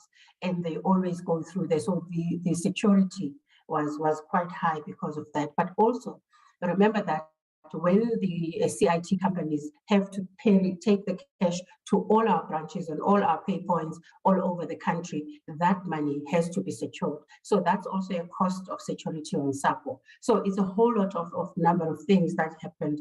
But quite interestingly, since we have reduced the lines, especially on the SRP 350s, the crime in that very week, the very first week that we did that, where we said people can access their funds from various other merchants and other channels, crime reduced by a full 70%, but that's preliminary. So those are preliminary numbers that we saw. So it's important to understand that whatever action that is there, there will always be a reaction, whether it is negative or positive. We do appreciate, there was one last question from the Honorable Malala. The other one is around the suspensions. We would like to send the written response on that one. It should be comprehensive. We do have the numbers, but I think we would need to update them, and we would like to send a written response to that question. In terms of branch closures, we have had the challenge that most of our landlords in this country are patient with us. They have really understood that as long as the post office has been there, we have been partners on this path of servicing the country. And some of them have been patient even to a point of where we do not pay them. And remember that for some landlords, it's not only just the rental, but it also is about the amenities and that need to be paid. Some of them cover them for us, but there comes a time in anybody's business or in anybody's life that they say, we've come this far and no further. SAPO, you do have to pay us. And if we're not paying, then they do close us out. So they lock us out, and some of these are not even communicated. Our employees wake up in the morning and they go into work, and all they find is a big padlock at the door, and therefore they were not forewarned, they were not pre-warned as well. So what then happens is we have to scramble, we have to write notes and put them on the windows while we are busy negotiating with landlords. Some landlords do listen and we manage to find each other. But in other cases, landlords say, no, not unless you pay me the full amount that you owe me over a sustained period of time. So just to close off on this one, that we are in the process of making sure that we communicate, but in fact, we have an update on the site, on our website, that puts an update on all branches that are closed. I know that we are going to say not everybody has access to websites or internet, etc., but we are now putting together a team that will be looking through around the country as to which branches are closed, which ones we wish to have opened, and which ones do we need to follow up on. Another challenge that is brought about by the branch closures is that when a landlord locks us up, the goods and whatever parcels and letters belonging to customers are also locked up in there, and we are therefore not able to deliver those, and that also kind of adds to our challenges. So at least now we have this team that we're putting together to deal specifically with all branches that are closed, and we will then communicate whether a branch would then remain closed permanently or we would have to open it up later. The Honorable Tembu, we do appreciate your comments and we thank you for that.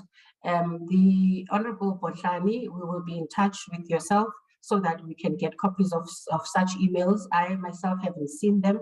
I'm unsure if they have got to our offices, maybe they went to other email addresses. So let us apologize for the non-response, but at the same time, we will be in touch and we will then try and assist you with the questions you would have raised.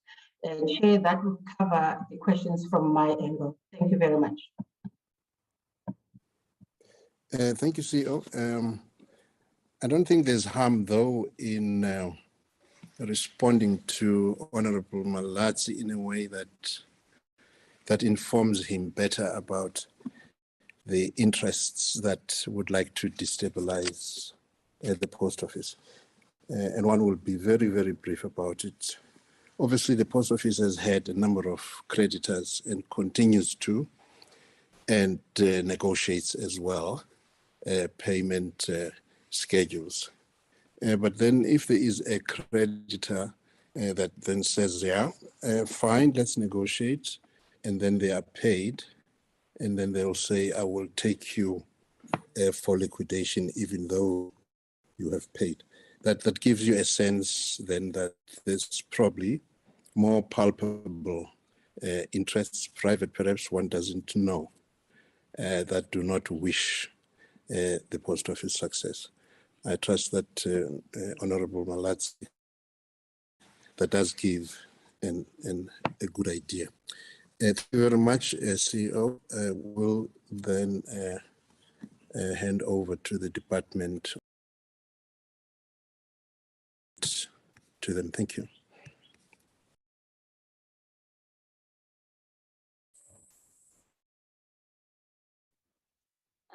Thank you, Chair. May I then request DDG Shalembe to then take us through and responding to the question that has been posed, both by Honorable Gumbu as well as Honorable Malatsi, on the engagements that we've had thus far with National Treasury and where we are. Thank you very much, ADG. Good morning, Honorable Chair and Honorable members, and also good morning to the colleagues. Indeed, Chair, we have had several engagements with the National Treasury and ourselves and the Post Office on the matters pertaining to the financial support and funding of the Post Office. Some of the engagements have included even engagements between the ministers, that is our minister and the Minister of Finance. I must say from upfront, Chairperson, that there is indeed a sense of goodwill at Treasury for funding the Post Office. I guess some of the goodwill emanates from the fact that the department through ICASA has managed to get the spectrum proceeds that have come to the fiscals, and therefore there is some goodwill that this department is somewhat seen for its other requirements from a funding point of view. But if I may just try and detail the engagements really that we have had, is one, since the budget, we have had the opportunity to present the SAPO strategy of tomorrow at Treasury. We have also had an opportunity to negotiate with Treasury that the subsidy to the Post Office for the Universal Service Obligation, which is otherwise payable in tranches throughout the year, that subsidy be paid in a lump sum upfront to deal with the immediate funding requirements, whilst we are still negotiating the funding for the Post Office that will come from the Treasury. What the Treasury is considering really is the best and elegant way of making this funding available to the Post Office. The issue is whether we go the special appropriation route or we go the adjustment budget. According to the Treasury, if I were to come to the timeline question, these will take pretty much the same amount of time, noting that even the normal appropriation legislation that was presented to Parliament during the minister's budget still is in process in Parliament, and therefore even a special appropriation will take an equal amount of time and may not be processed enough before the adjustment budget. They therefore say we might as well then have to wait for the adjustment budget, but discussions are still ongoing. On top of the two ways in which is the special appropriation and adjustment budget, there is also consideration for the normal MTF for subsequent years, and therefore some of the funding requests will be submitted as part of the normal MTF submission to Treasury to be considered for the next year's budget and subsequent years.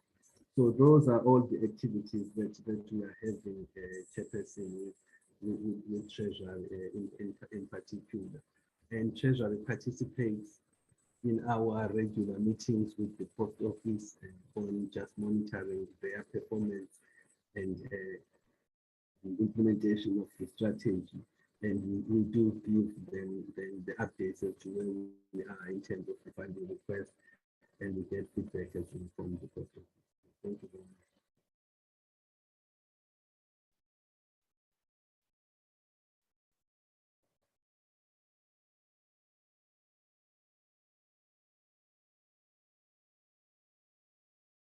ATG, want to add anything before we wrap up? Thank you, Chair. Nothing further. Apologies for nothing further for me to respond at this time. I would like to then hand back to you. Thank you. Thank you. May I just check, honorable members, if there are further questions or points to raise from members, given the responses that have been given.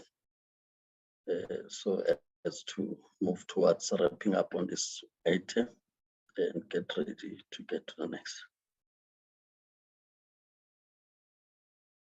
Mr. Tabeni, you will then assist me if recognize any, but on my side, I do not see any.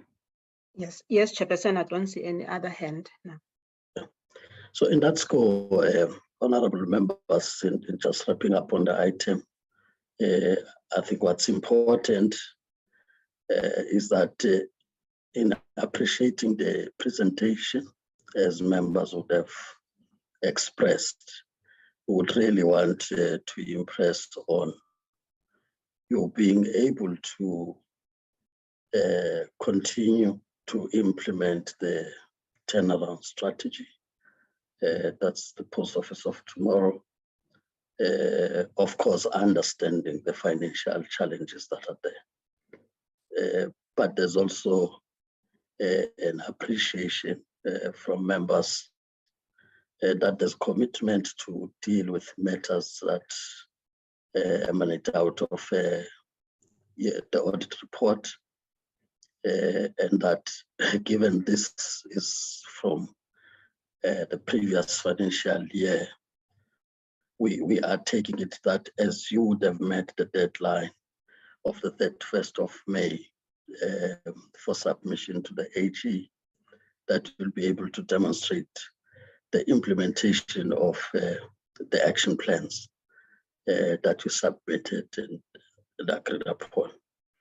But I think what the committee also says, indeed, is that this strategy, the post office of tomorrow, would not succeed without funding from National Treasury.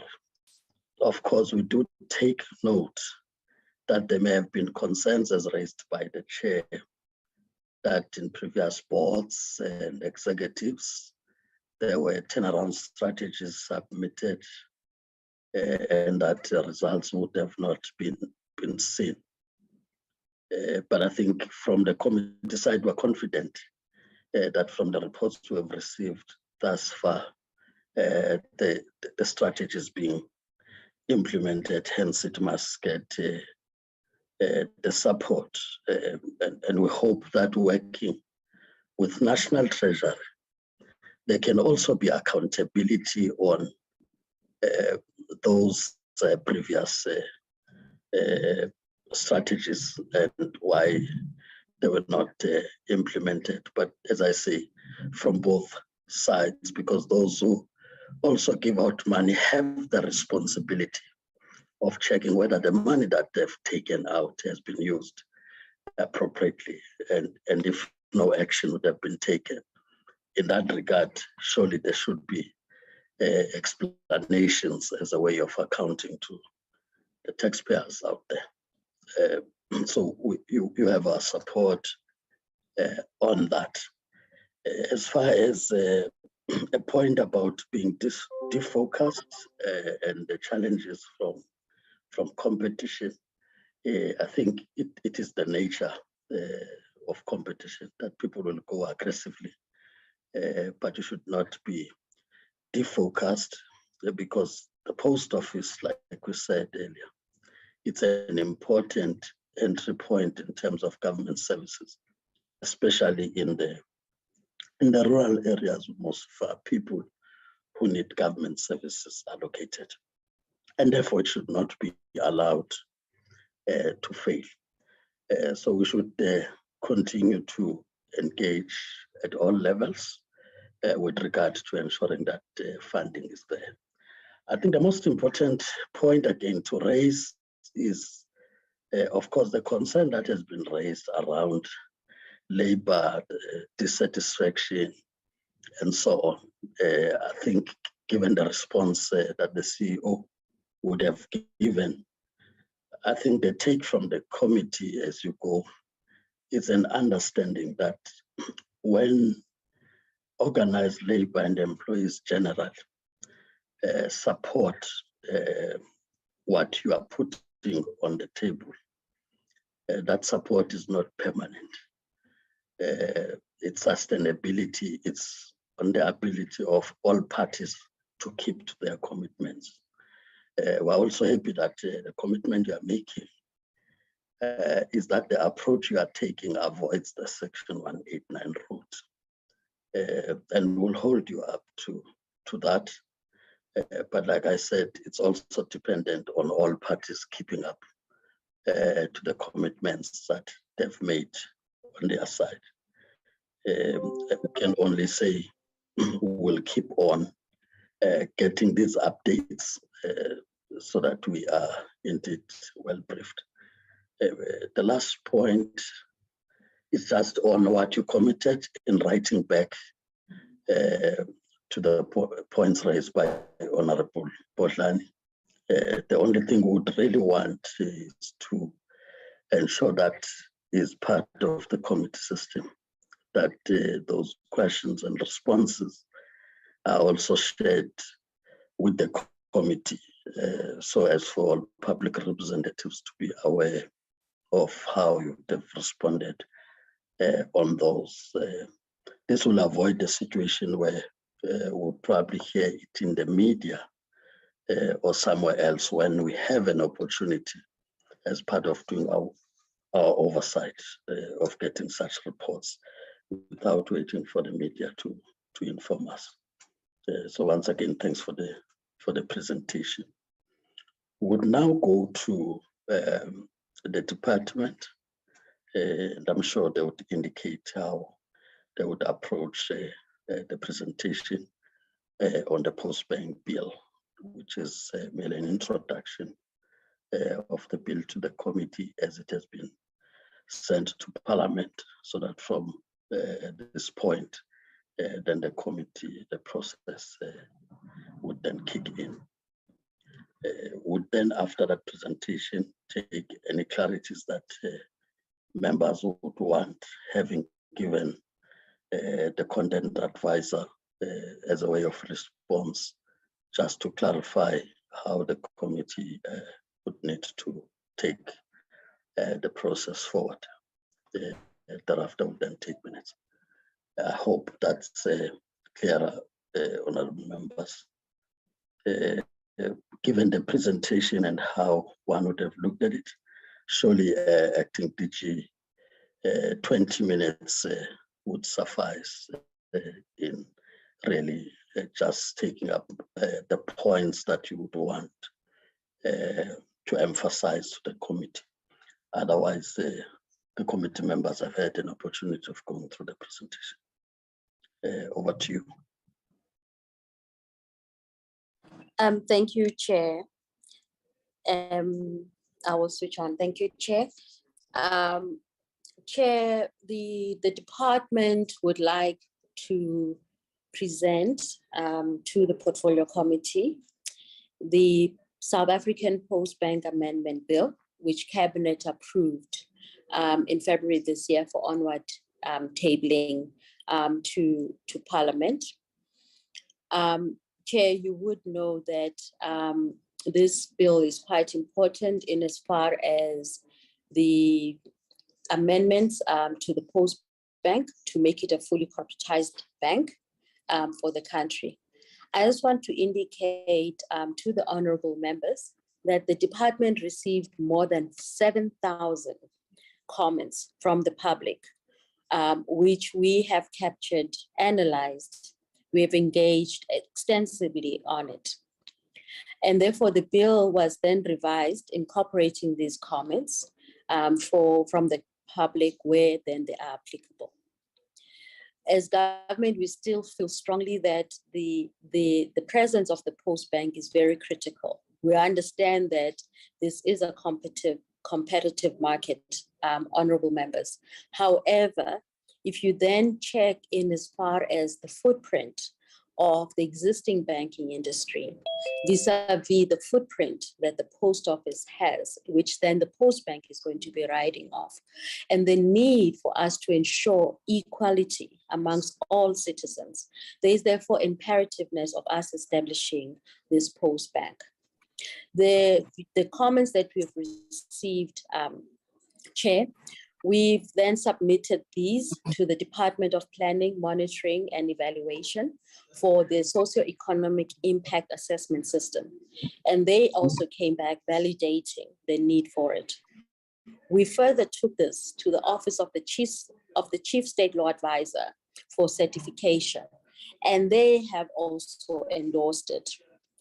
The Postbank Amendment Bill, honorable delegates, aims to amend the shareholding arrangements for the Postbank, transferring the shareholding from the South African Post Office to government. And it has, at the moment, designated the Minister of Communications and Digital Technologies. However, the actual shareholder is government, in as far as the creation of this new bank controlling company.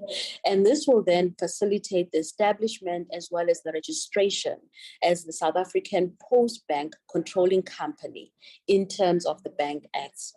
And this will further then provide for matters connected therein. There were concerns that were raised previously from the Reserve Bank, and my colleague, DDG Shalembe, will talk to those and how then we have responded to those to make sure that we are fully in compliance.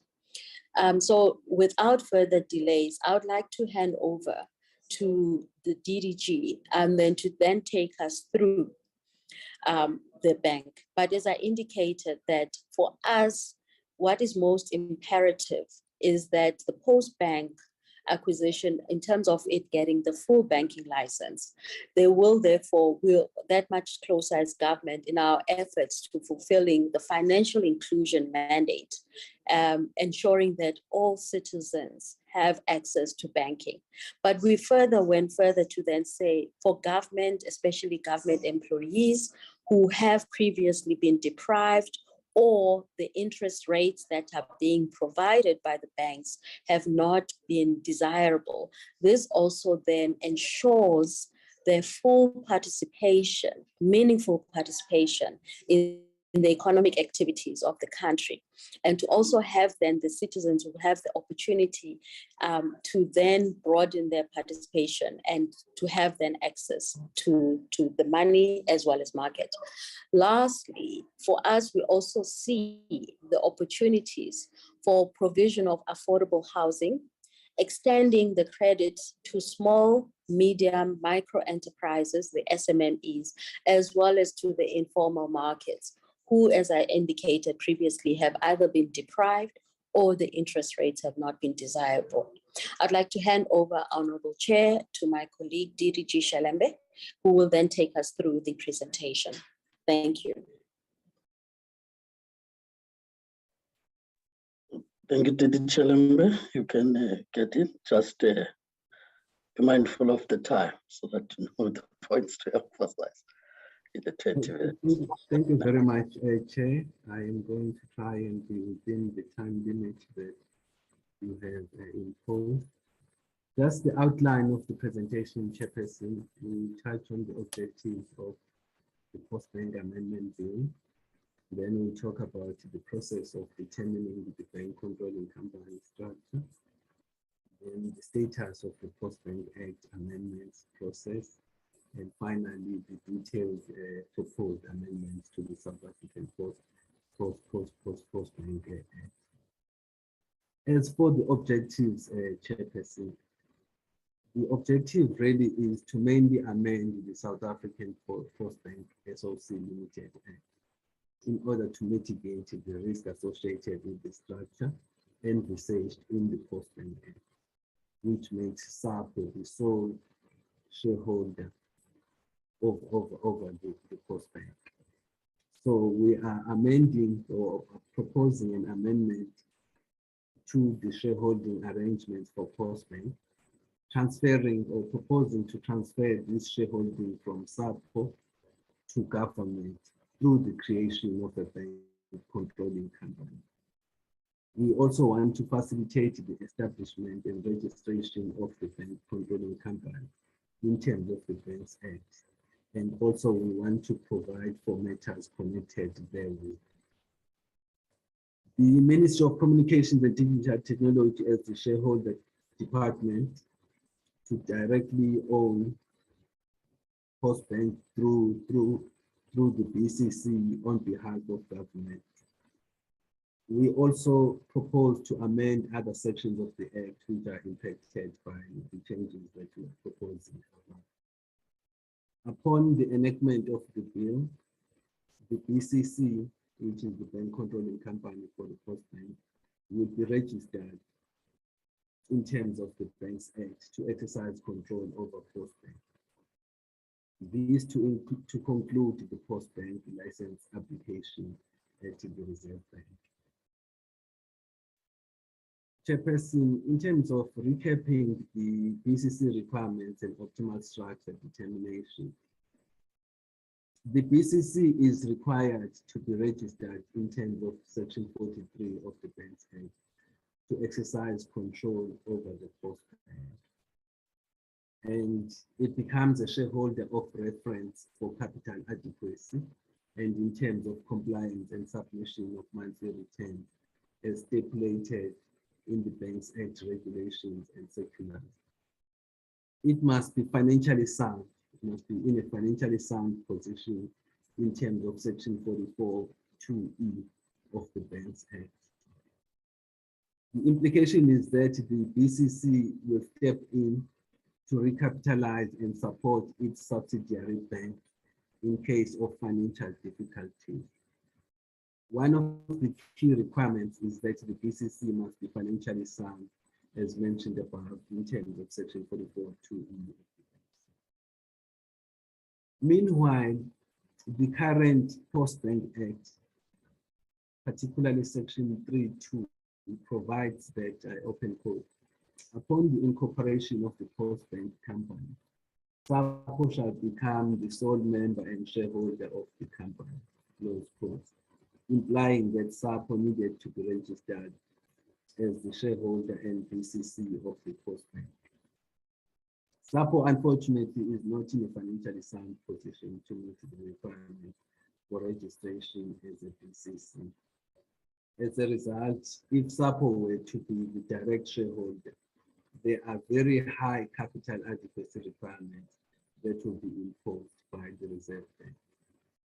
And furthermore, SAPO's non-banking services pose a threat to the safeguarding of depositor funds in the event that government will be obliged to provide ongoing financial support to SAPO in order to maintain the BCC structure. Therefore, to mitigate, an appropriate bank controlling company reporting structure had to be determined. And to that effect, various BCC structure options were considered to determine the optimal option by DCDT and Treasury in consultation with the SAP and SAPO.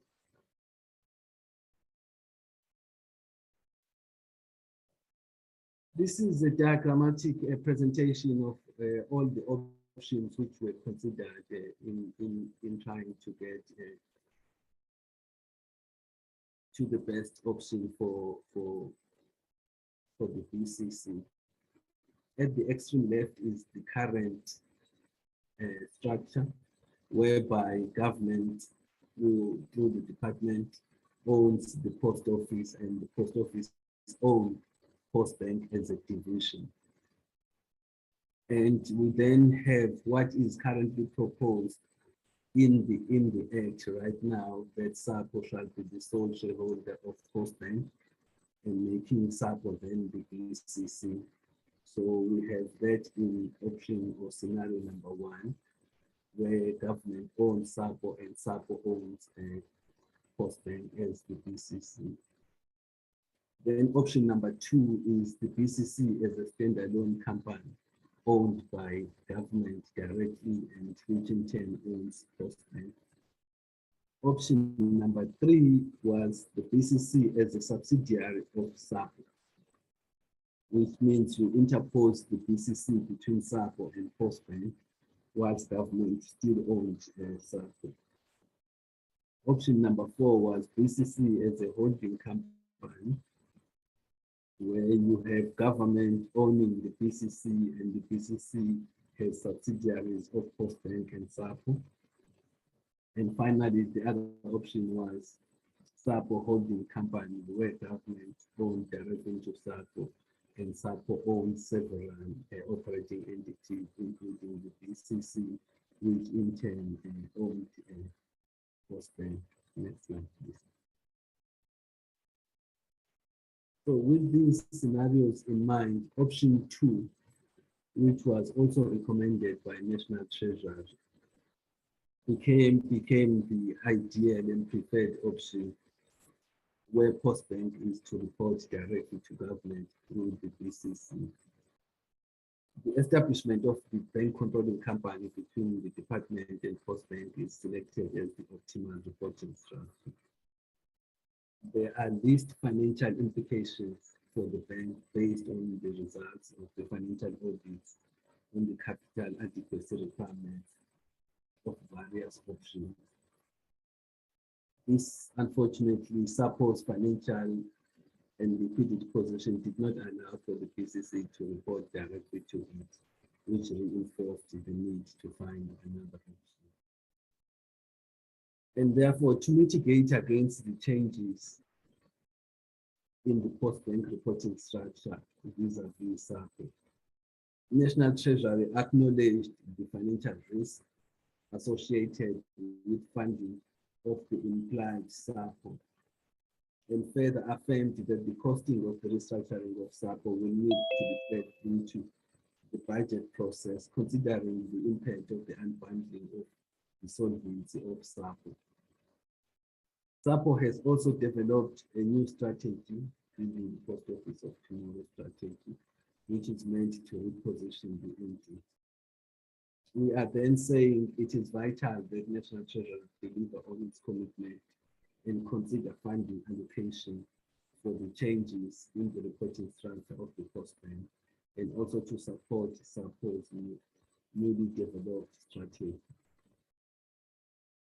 The department will continue engaging the National Treasury on the requirements to mitigate against the financial impact on SAPO's solvency as a result of decoupling with Postbank.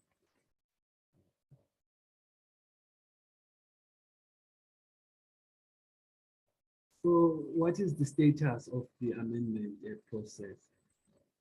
The Postbank Amendment Bill was developed by the Department of Communications and Digital Technology in consultation with key stakeholders, namely SAPO, Postbank, National Treasury, and through the public consultation process. The revised bill was submitted to Cabinet for introduction to Parliament after the department had its own processes, including certification by relevant authorities and structure. Cabinet granted approval on 9 March 2022 for the introduction of the Postbank Amendment Bill to Parliament. The bill has subsequently been introduced to Parliament and is also certified by the Office of State Law Advisors as being consistent with the Constitution and properly drafted in the form and style which conforms to best practice. The processing of the Postbank Bill is now in Parliament and has been formally introduced. Chairperson, with your permission, then I will go straight to the details of the amendments to be enacted on the Postbank Act. Firstly, clause 1 seeks to amend section 1 of the Act. It provides that definitions contained in the bill are amended, creating a better understanding and interpretation relating to additional clauses. Clause 2 provides for the amendment of section 2 of the Act. and removes the word legal person and replacing that with the word company and bank controlling company. And by deleting the word transactional and replacing it with the words banking services and deletion of existing. This is to ensure the better use of the language and interpretation. There is also an amendment to section 2B of the Act after the words post office to insert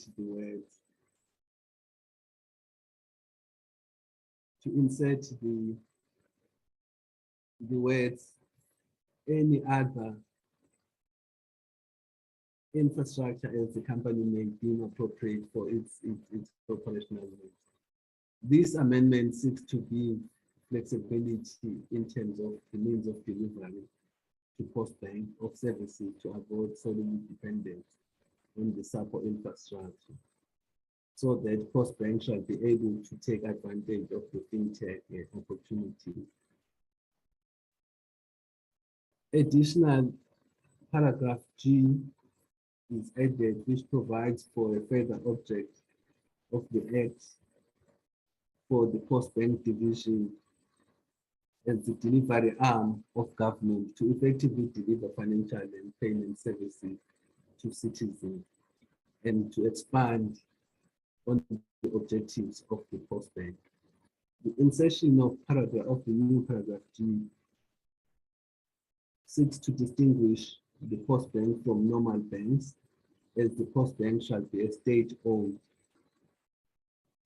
company which runs the business of a bank as defined in the Banks Act.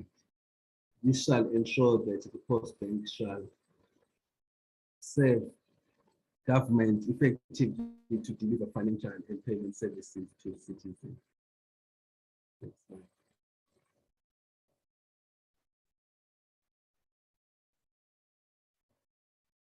Next slide, please.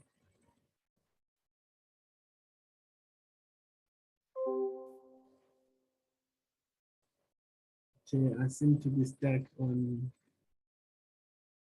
slide number 8 and slide number 9. Thank you very much. Clause 3 provides for the amendment of section 3 of the Act to ensure the establishment of the BCC.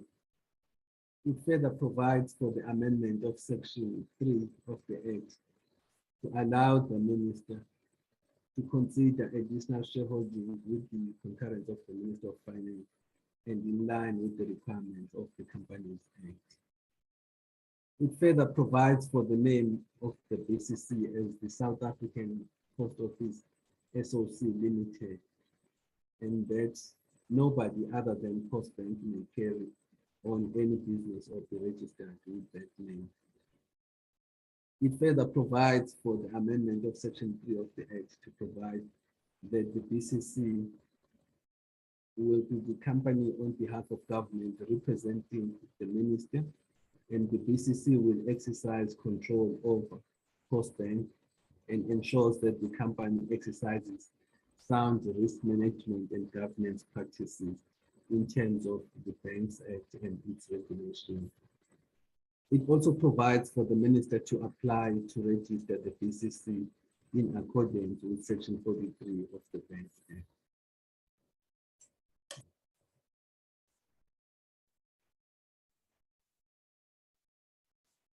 Clause 4 provides for the amendment of section 9 of the Act by the insertion of the paragraph G in subsection 1 to provide for the use of any infrastructure to render its services where post office is not available or does not cater for its operational needs.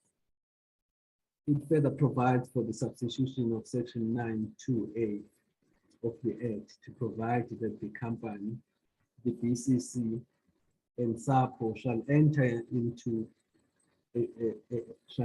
or conclude an agreement with the concurrence of the minister, which agreement shall govern the cooperation between the company, BCC, and SAPO. Clause 5 provides for the amendment of section 10 of the Act to provide that the minister appoints and reappoints the members of the board with the concurrence of the Minister of Finance. It also says the concurrence of the Minister of Finance shall be deemed to have been obtained if the response is not forthcoming within 30 days from the receipt of the request. Section 10 is also amended to provide that the members of the board of the company are also members of the bank controlling company board, to be appointed or reappointed by the minister in the same manner as provided for in section, I think it's section 12 of the Act, and in accordance with the requirements of the Banks Act. Clause 6 provides for the amendment of section 12 of the Act, which provides for the composition of the board. This, that then when the members of the board are appointed, this is to ensure that when the members of the board are appointed, they are fit and proper persons in terms of the Banks Act. It further provides for the amendment of section 12(1)(c) of the Act by replacing managing director with a chief executive officer and the chief financial officer, who are the executive members of the board by virtue of the office they hold. Clause 7 provides for the amendment of section 14 of the Act to delete reference to the post office, as it will no longer be the controlling company of the post bank. Clause 8 provides for the insertion of section 15A, capital A, into the Act to provide for the functions of the BCC. In terms of this, the BCC is the controlling company of the Post Bank. The provision further provides for the BCC to exercise additional oversight over the Post Bank and ensuring that it exercises sound risk management and good governance practices in line with the sub-requirements of the Banks Act and regulations. Clause 9 provides for the amendment of section 18 of the Act to provide for the substitution of the words managing director with a chief executive officer and chief financial officer, respectively. Further amendment to provide for the appointment and terms of office of the chief executive office and the CFO to the board. Clause 10 provides for the amendment of section 19, excuse me, of the Act to provide for the substitution of the words managing director with the words chief executive officer and chief financial officer in the heading of this section and in the subsection of the section, to ensure that the conditions of employment for chief executive officer and chief financial officer are also catered for. Further amendment to ensure that the process in the appointment of the chief financial officer, the requirement to conclude an agreement or a performance agreement with the board, and the determination of the chief financial officer's remuneration by the board with the approval of the minister. Clause 11 provides for the amendment of section 20 of the Act to provide for the substitution of managing director with that of the CEO to ensure consistency. The section is amended to further provide for the appointment of the acting chief executive officer and the chief financial officer by the board.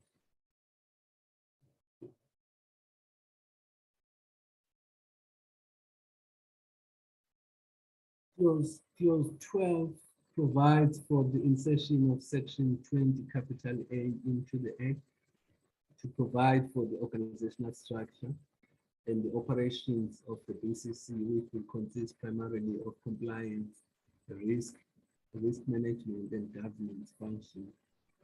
It also provides for the board to remain responsible for ensuring that its approved strategy is implemented and it's fulfilled. The board shall also accept responsibility to ensure that risks are adequately identified, measured, managed, and ensure that good governance is maintained, and that the board shall discharge its duty through policies and frameworks in terms of its board committees. The section further provides for the board committees to be established in line with the Companies Act, the Banks Act, and the Public Finance Management Act. Clause 13 provides for the amendment of Section 22 of the Act to include the BCC and also to provide for the of the BCC in the Act. Clause 14 provides for the amendment of Section 23 of the Act to insert the BCC to also furnish to the Minister or to any such official all such information as may reasonably be required. Clause 15 provides for the amendment of Section 24 of the Act to ensure that the BCC is also subject to the Public Finance Management Act. Clause 16 provides for the amendment of Section 28 of the Act to allow the Minister to request to the Minister of Trade, Industry and Competition for exemption from certain provisions of the Companies Act applicable to the company or the BCC for the purposes of ensuring incorporation of the two companies and conditions under which exemptions to the company and the controlling company can be granted. Clause 17 provides for the amendment to the long title to include the establishment of shareholding arrangement of the Postbank SOC Limited through the creation of a BCC in terms of the Banks Act. Clause 18 provides for amendments to the arrangement of sections in the Act. Clause 19 provides for the amendment of the short title of the Act to include the reference to the abbreviation SOC as required in terms of the Companies Act. And clause 20 provides for the short title and commencement of the South African Postbank Limited Amendment Act 2022. So that is the end of my presentation. Thank you very much.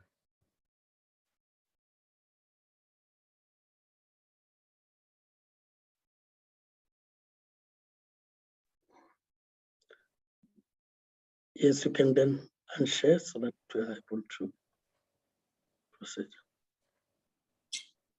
Thank you, Chair. That concludes our presentation, and then we will await comments and direction from you. Thank you. Well, thank you, Acting Tishi. Like I said, honorable members, we'll just allow the content advisor more as a response to just add from the side of the and therefore take clarities after that. Mr. Malika, are you able to come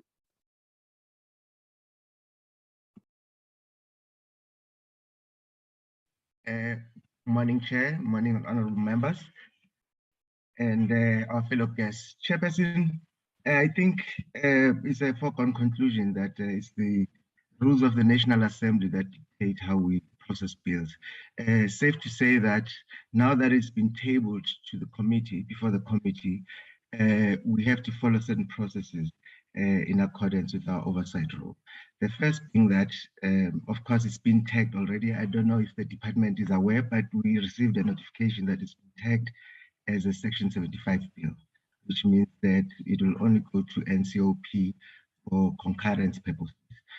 As we stand, Chairperson, as is the norm usually when we process bills, we still open the process such that we host public hearings. But first, we sort of publish it in the media, mainstream media, and allow for public comment to come before the committee. Noting that, of course, like the department said, they've already received over 7,000 submissions. Parliament also has its own parallel process in that it does open up for the public to comment before the bill is finalized. And so as the support staff, what we had actually arranged was that before the end of this term, at least have the bill tabled before the committee so that we plan accordingly for the coming term to conduct our public hearings accordingly.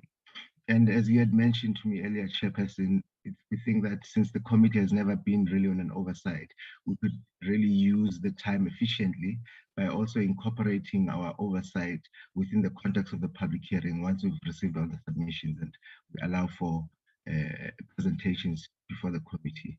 So I think, Chairperson, this is just but the beginning of the process, and we will then, in our future program, plan accordingly to ensure that there is accommodation public hearing processes to take place, and then we'll finalize the bill once the committee then schedules to have a debate on the bill before it is then processed for concurrence to the Council of Provinces and then for ascension to the President. I think that's about it, Chair. Mine was just to sort of give a background where we will go down. Thank you, Chair. Thank you, Mr. Malika. I'll now open up for comments or clarity the members may want on the presentation. Ms. Ndabeni, you'd also assist me in case I do not see any member whose hand may be up.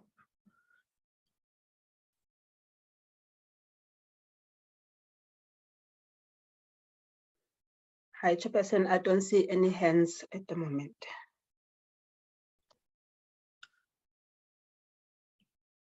I take it that then members are clear on the process to be followed, and that would need public hearings.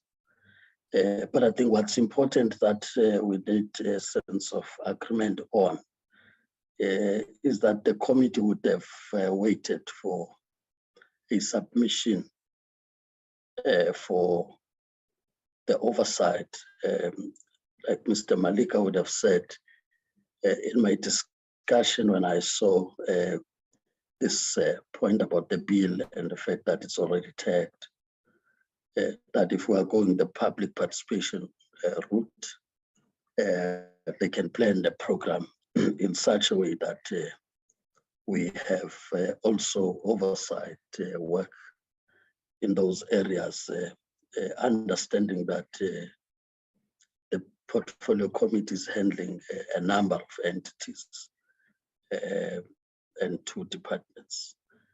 So we may plan along those lines.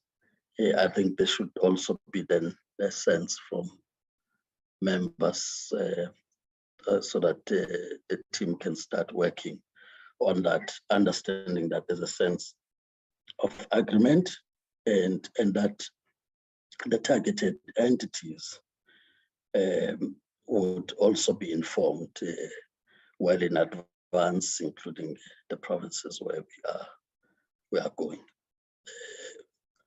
So we do need to get a sense, at least that there's approval from the committee so that the team start working on that in its application to the House Chair and relevant authorities that we need to engage, special provinces. Can I get an indication, honorable members, that we are agreed to that so as to step off from this item, as most of the matters will be in the deliberations after we have gone through public participation? We're in agreement, Chair. Thank you, Honorable Kumbu. So there's agreement on that, then the team can work in that regard. You will try, of course, to ensure that it does take into account party programs, and I'm sure party whips would indicate once they get the draft of what the plan would look like.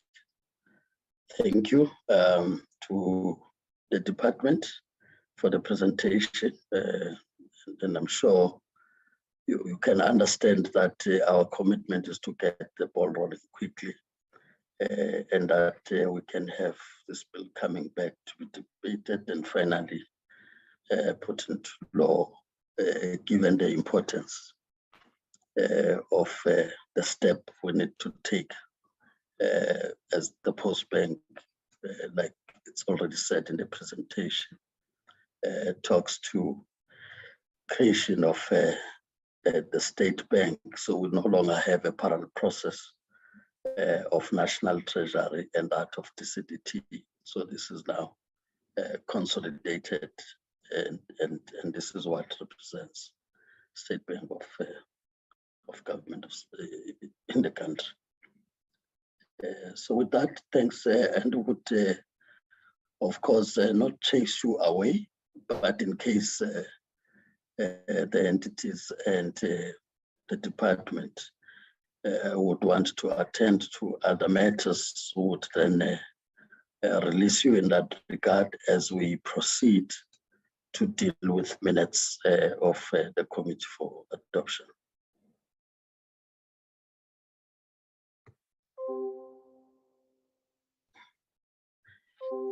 Honorable members, on the screen you have the minutes of the 24th of May 2022.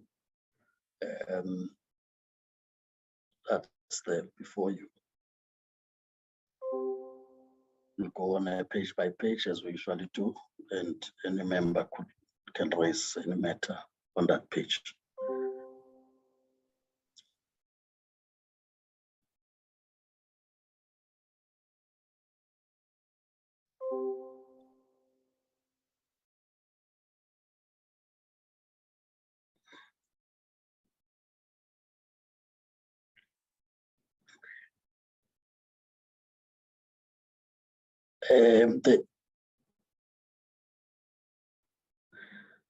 There is a message sent there on the chat by Honorable Bodlan. I think it relates to her initials. If you can just make that correction, that her initials are TK, not TM.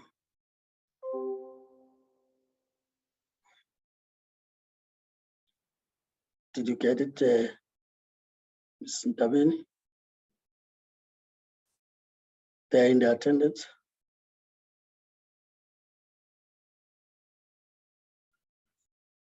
Am I audible? Yes, Chair. Okay, yeah, I was just saying that there is a correction that Honorable Bodlani sent on the chat, that her initials are not TM but TK. So I just wanted to be sure that you were able to see that and that it could be corrected in the attendance part. Up there in the attendance. Yes, Chairperson. It's going to be corrected. Okay. Yes. All right. We can then proceed.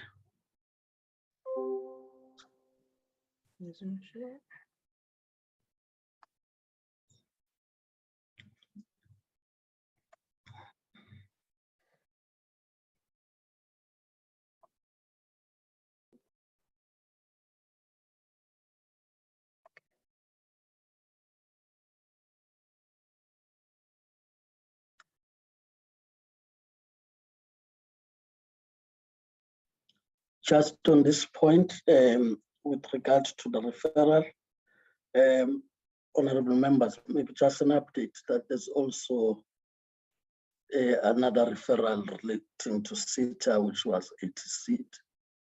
We've then referred it to the same process so that when the legal opinion comes, it takes into account also that one. So that's then set up for the 14th of June. Our application to the House Chair is on its way so that we can be done with this still within this term. So I just wanted to make that update, that it may not reflect in the minutes because it would have been received after, but we have subjected it to the same. Thank you. Can scroll again.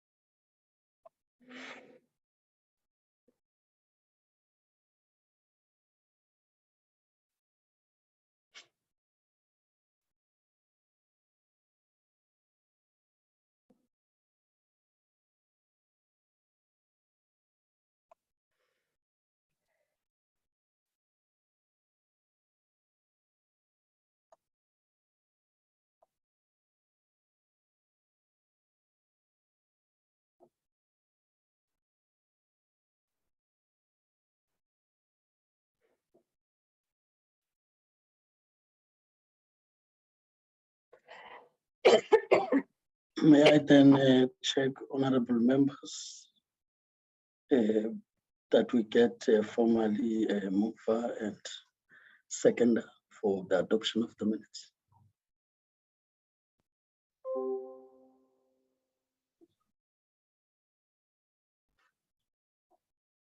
May I get a mover and seconder for the adoption of the minutes?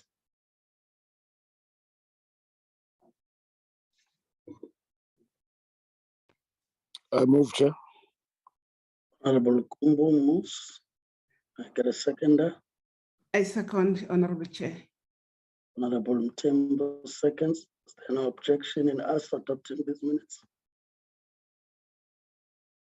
So no objection, so the minutes are agreed to. I take it that, Ms. Ndabeni, that would have been the last item. Yes, Chairperson, that was the last item. Thank you. Well, thank you, honorable members. As already stated, that's the last item, which therefore concludes the business of the committee, and the meeting stays adjourned until we meet again. Thank you. Meeting adjourned. Thank you, Chair. Thank you, Chair.